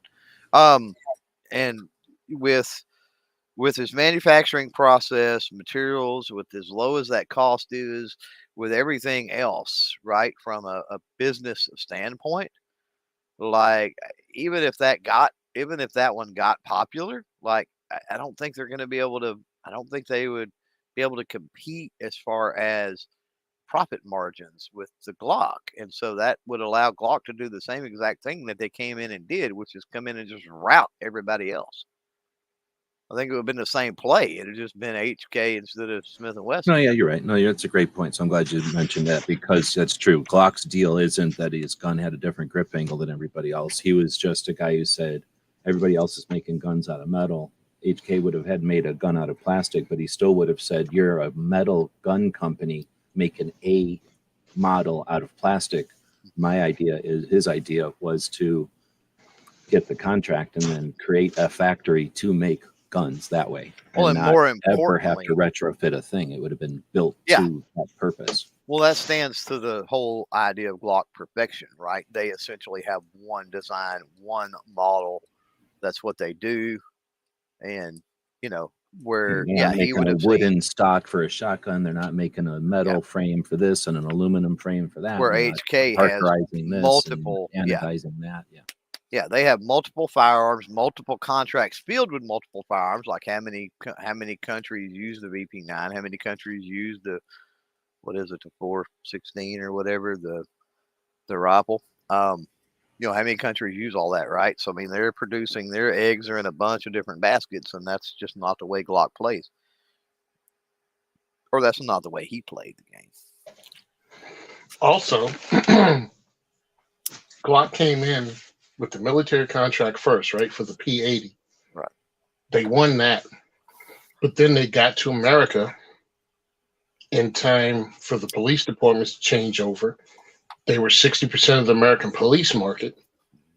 They were exotic enough to make the movies, and then they caught on from there because people saw it in the movies, and they saw it in the local PD, and they saw it in LAPD. Then they saw it in New York, NYPD. And Americans buy what police and the military issue. Especially back then at that era, for sure. So here's the thing. So I'll pose a different question. What does Glock look like if one of two scenarios happens? And I mean, either one. But what does Glock look like if Smith & Wesson never developed the 40 Smith & Wesson? Or Glock opted not to do the sabotagery, whatever you want to freaking call it, move, right, on the 40 Smith & Wesson. Because there's a case to be made when you talk about the law enforcement aspect and people wanting what the law enforcement carried. There's a case to be made that ramped up when the 40 came out, and law enforcement were carrying 40 and the Glock 22 and blah blah blah. That was huge, and still is in a lot of parts of the world in the country today. If you think of the way that a bicycle, you think of that bicycle meme where the person's on the bicycle and they stick a stick, they poke a stick into their own spokes, and then they fall over and blame somebody else for it. That's 9mm. So everybody was dealing just fine with 45 ACP and all the revolver calibers, and whenever the world was fine. And then there was 38 or 380 and 25, right? Everybody had a place. Yeah. Every gun was, everything was fine. And then 9mm came in like that stick. And I think that's part of it. So then it became a turbulence, right? Like now everybody's chasing different things. And at the same time, other things were changing, but that was part of the change probably, but that's where I see it being part of that. So I think that, I don't guess I don't get where you're saying with the 40, but I think what you're saying is because I mean, it's not like the 40. I think that there was definitely a lot of change going on. And I think the Glock, the company, was able to adapt to that change faster than the other companies. Because at least from reading the book and what I can remember is that the other companies were making their revolvers. And I don't even remember if they changed anything on them back in the day. Like, except for to make it easier to machine, like to change some processes to make them simpler to process so that they were a little bit cheaper to build. I don't know that they ever changed anything except maybe, we made a 4-inch model or a 3.5-inch model of the 4-inch model. They didn't change much on these things. So they were just building because people weren't expecting any kind of new thing, right? Except the aluminum frames were sort of a deal. So, no, okay, go ahead. I think he was talking about the story about Smith & Wesson was developing the 40 and somehow Glock got a hold of one of the casings. No, Smith & Wesson was at SHOT Show going, hey, look at our 40 Smith & or no, who is it? I mean, Federal, whoever made it, right? Whoever made the bullet was going, we have an agreement with Smith & Wesson, and here's the new 40 Smith & Wesson, and it's going to be awesome. And here's a sample. Yeah. Gaston goes over, picks one up out of the bowl. You've been to SHOT, they have them in like candy bowls, and he picks one up. He walks back over to his group and says, develop a gun for this. So they made the 23, or I guess what? What would have been the first one? 22 first, and had it in production on tables, and everybody before Smith & Wesson was like, oh yeah, wait, we're supposed to make a gun for what now? They just assumed they got all the time in the world. Right. But Glock was like, I don't know why. I don't remember why he did it, but he did it. He just went ahead and had this gun made. I think he didn't realize that everything was done a different way over here. And I don't think he was at the time in the mindset of like, I'll show them, but I can't remember. I think he was. I think he had already been competing. You got to realize he had already been competing. He was trying to get back. Yeah. He had already been competing with Smith & Wesson, right? You got to think they come in and they were competing with revolvers of the day. And what were those revolvers? The vast majority of No, those were but Smith & the Wesson. thing about Glock is he was trying to build guns for the Australian military, and he would have been happy with a bunch of military contracts. And the people here in the U.S. said, "Oh, you've got a market over here." And then he was sort of not forced into it, but he was like had to be talked into it. Eventually, let them do it, and then he saw the advantage of having the U.S. Police, and then that gave him an entrance to the civilian market, which is massive compared to our police market. So that progress, I'm trying to remember when this happened in that progress, because at first he was like, no, I don't want to go to America. Oh, American police, that's a good idea.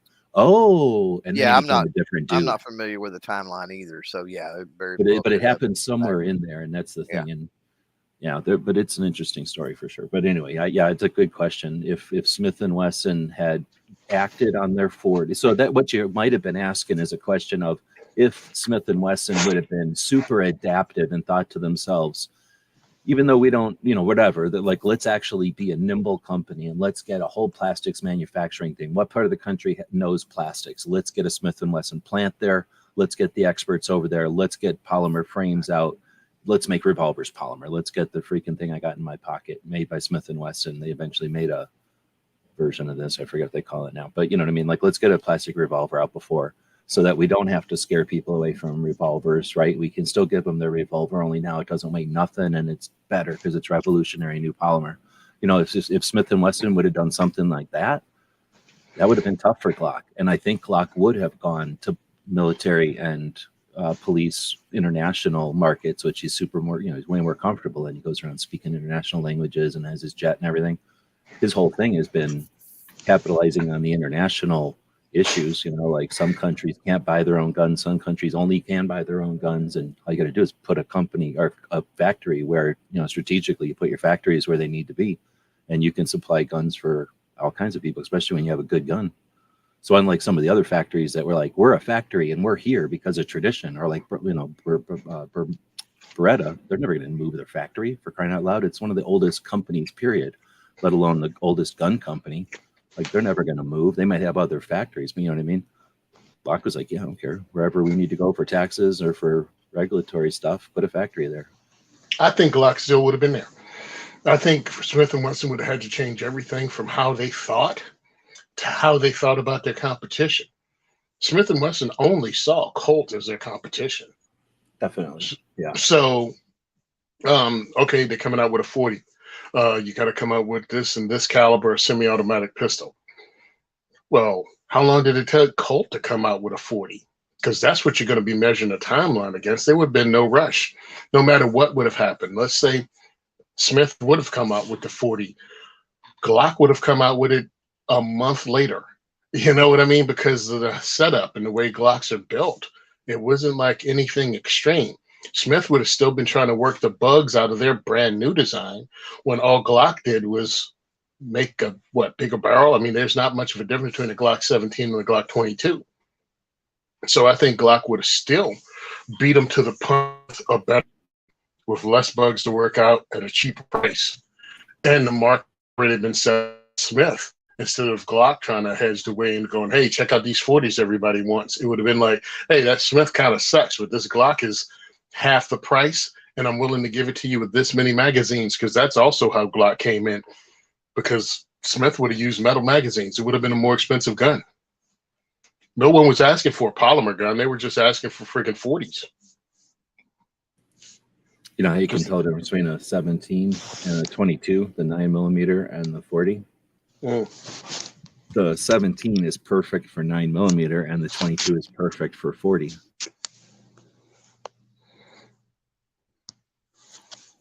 It's like a magnet. They'll just naturally attract themselves to the caliber they're perfect for. So that's why some people that aren't familiar with perfection or aren't comfortable with perfection, they don't understand the layers, the nuances of perfection.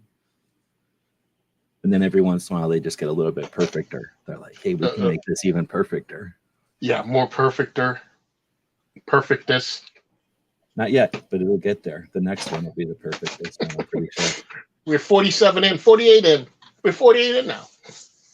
All right, so Clover's booking it. This is when we're going to talk crap. So let's get this in here one before you can get back and tell us what he thinks. People who, or Gunswater saying, people who scope a bolt action don't want the dovetails and screw holes from removed sights. I think there's something to be said from the customers and the end user, because yes, right, like some for sure, like definitely some people, but then there's always going to be people that are like, I won't buy that gun because it doesn't have blah blah blah, right? So there's definitely going to be some opinion there. I don't know where it falls, but I definitely think it's a factor of it's going to be in the factory for this much more time, and you're going to screw up how many barrels if the guy messed up the machine or something, right? And he ran 6 dovetail jobs through wrong, and now you have to trash that barrel completely. Like that's a end process, that's time, and it's the potential of killing perfectly good barrels, right? And you don't come back from that. Like, oh, there's also a blemished dovetail that don't work. Like nobody buys that barrel. It's gone.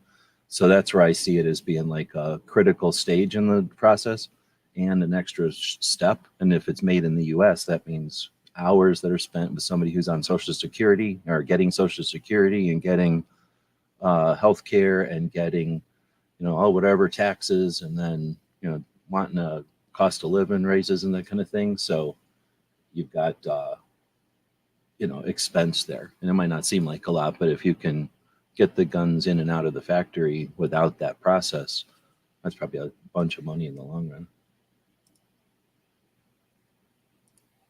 All right, well, I guess Clover ain't coming back. So what do you think? Does you got any other opinion on it? I just thought I'd throw that one up. It had to do with the optic question from before, but No, you got an insight on that one?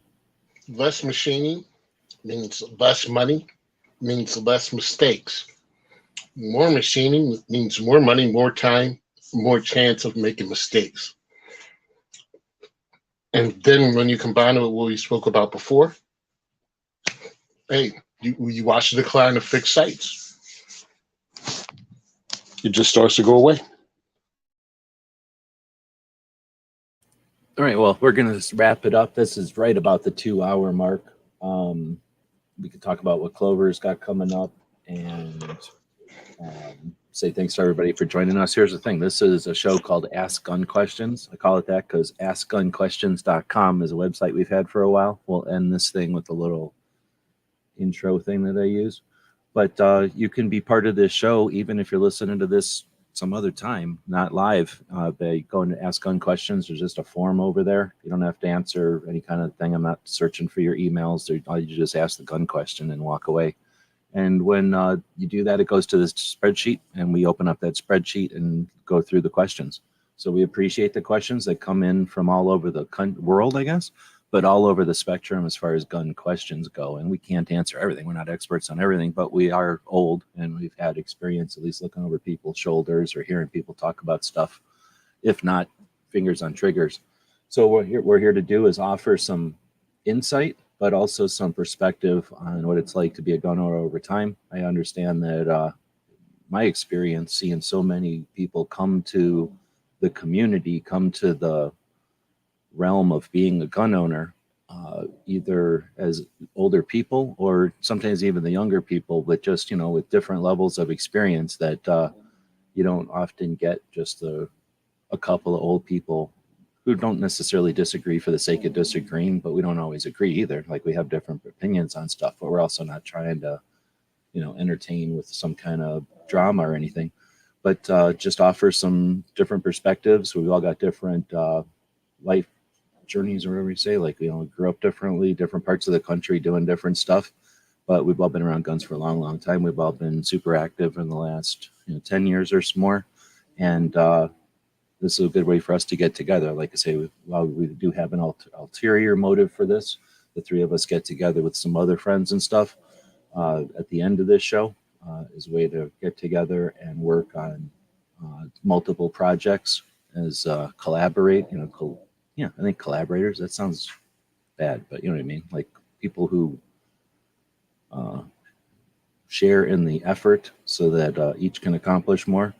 We attempt to work on projects like that on Saturdays as well. So we appreciate the people that throw questions out on the website. Of course, the people that show up live and ask questions, that's pretty much been a majority of our shows recently, and that's all good. That's what it's all about.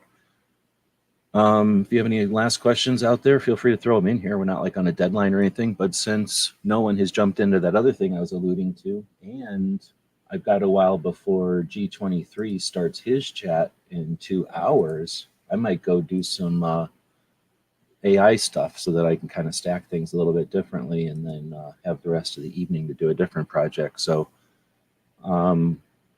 Clover has his interview series. Well, it's not an interview series. What does he call it? His podcast season or something? But it's essentially an interview series. He brings people on, he chats with them, gives you a chance to hear about them and their projects or their products and get an idea of what they're like kind of off, when they're just hanging out and chatting. And he does usually 2 of those a week. So you can tune into his channel to check those out. Of course, he also does videos and things all the time. He's on a bunch of different platforms.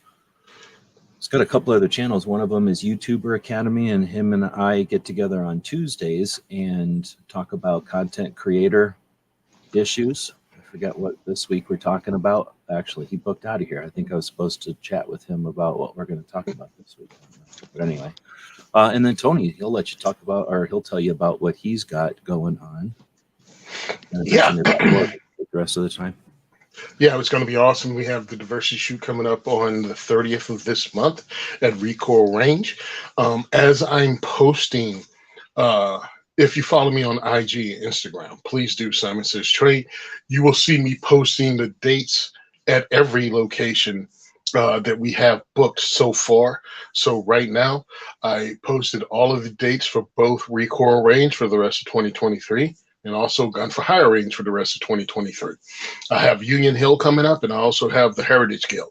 So I'm trying to post it so people can make a schedule. If they don't make this one, they can make the next one.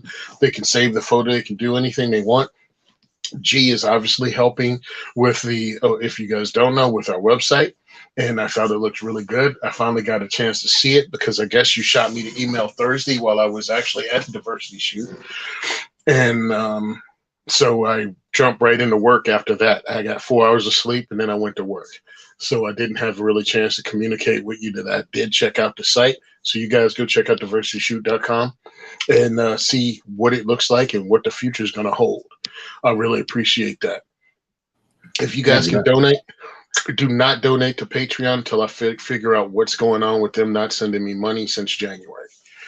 Really? Okay. I have no idea what's going on. I just went to one of the reasons I came in a little bit later is because I went to the bank to pull up all of my deposits, and I'm not seeing anything from them. So they're going to have some strange. It could be something as simple as the tax forms because of the whole $600 thing with taxes. If you didn't have a tax form, they might not be able to do something. And that's what I'm thinking it might be. So that's why I'm just saying, look, I haven't been getting this dough, and I don't know why. So I'll let you guys know. So that, the website, I really wanted to mention that. We're working on getting sponsors. The next 2A4E podcast can come out today. I already finished it. I just have to put the commercials in it and post it up for everybody. I'm doing a lot more podcasting this year. Excuse me, I'm doing a lot more of the 2A4E podcast this year because I've made it a priority to continually get things out, if not once a month, twice a month. So that's some changes I'm making this year, and also started the 501c3 process. We're getting a permanent address that I can use for the corporation. So it's steady. We're making it happen. Thank you for all those that stuck by me and all of those that wish me the best and follow me on Instagram at Simon Says Train, Facebook, Simon Says Train. The second is for everyone on Facebook and second for everyone on Twitter. So you can follow all of those, help us out, help support us, donate using PayPal, Venmo, or even Cash App. So I'm available on all of that. Thanks a lot. Thanks for listening to us each week and asking your questions. Dang it. So something you said there I was going to mention, and then Patriot just asked a question here. I think I was going to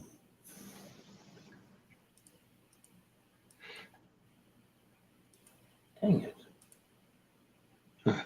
Sorry, Patriots question threw me for a loop. I was about to set something up as we were going to close out.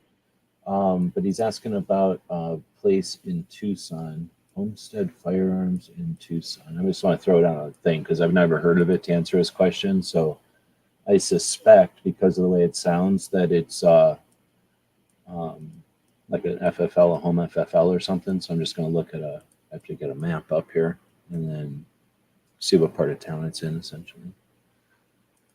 But dang, what the heck were you just talking about that I was going to...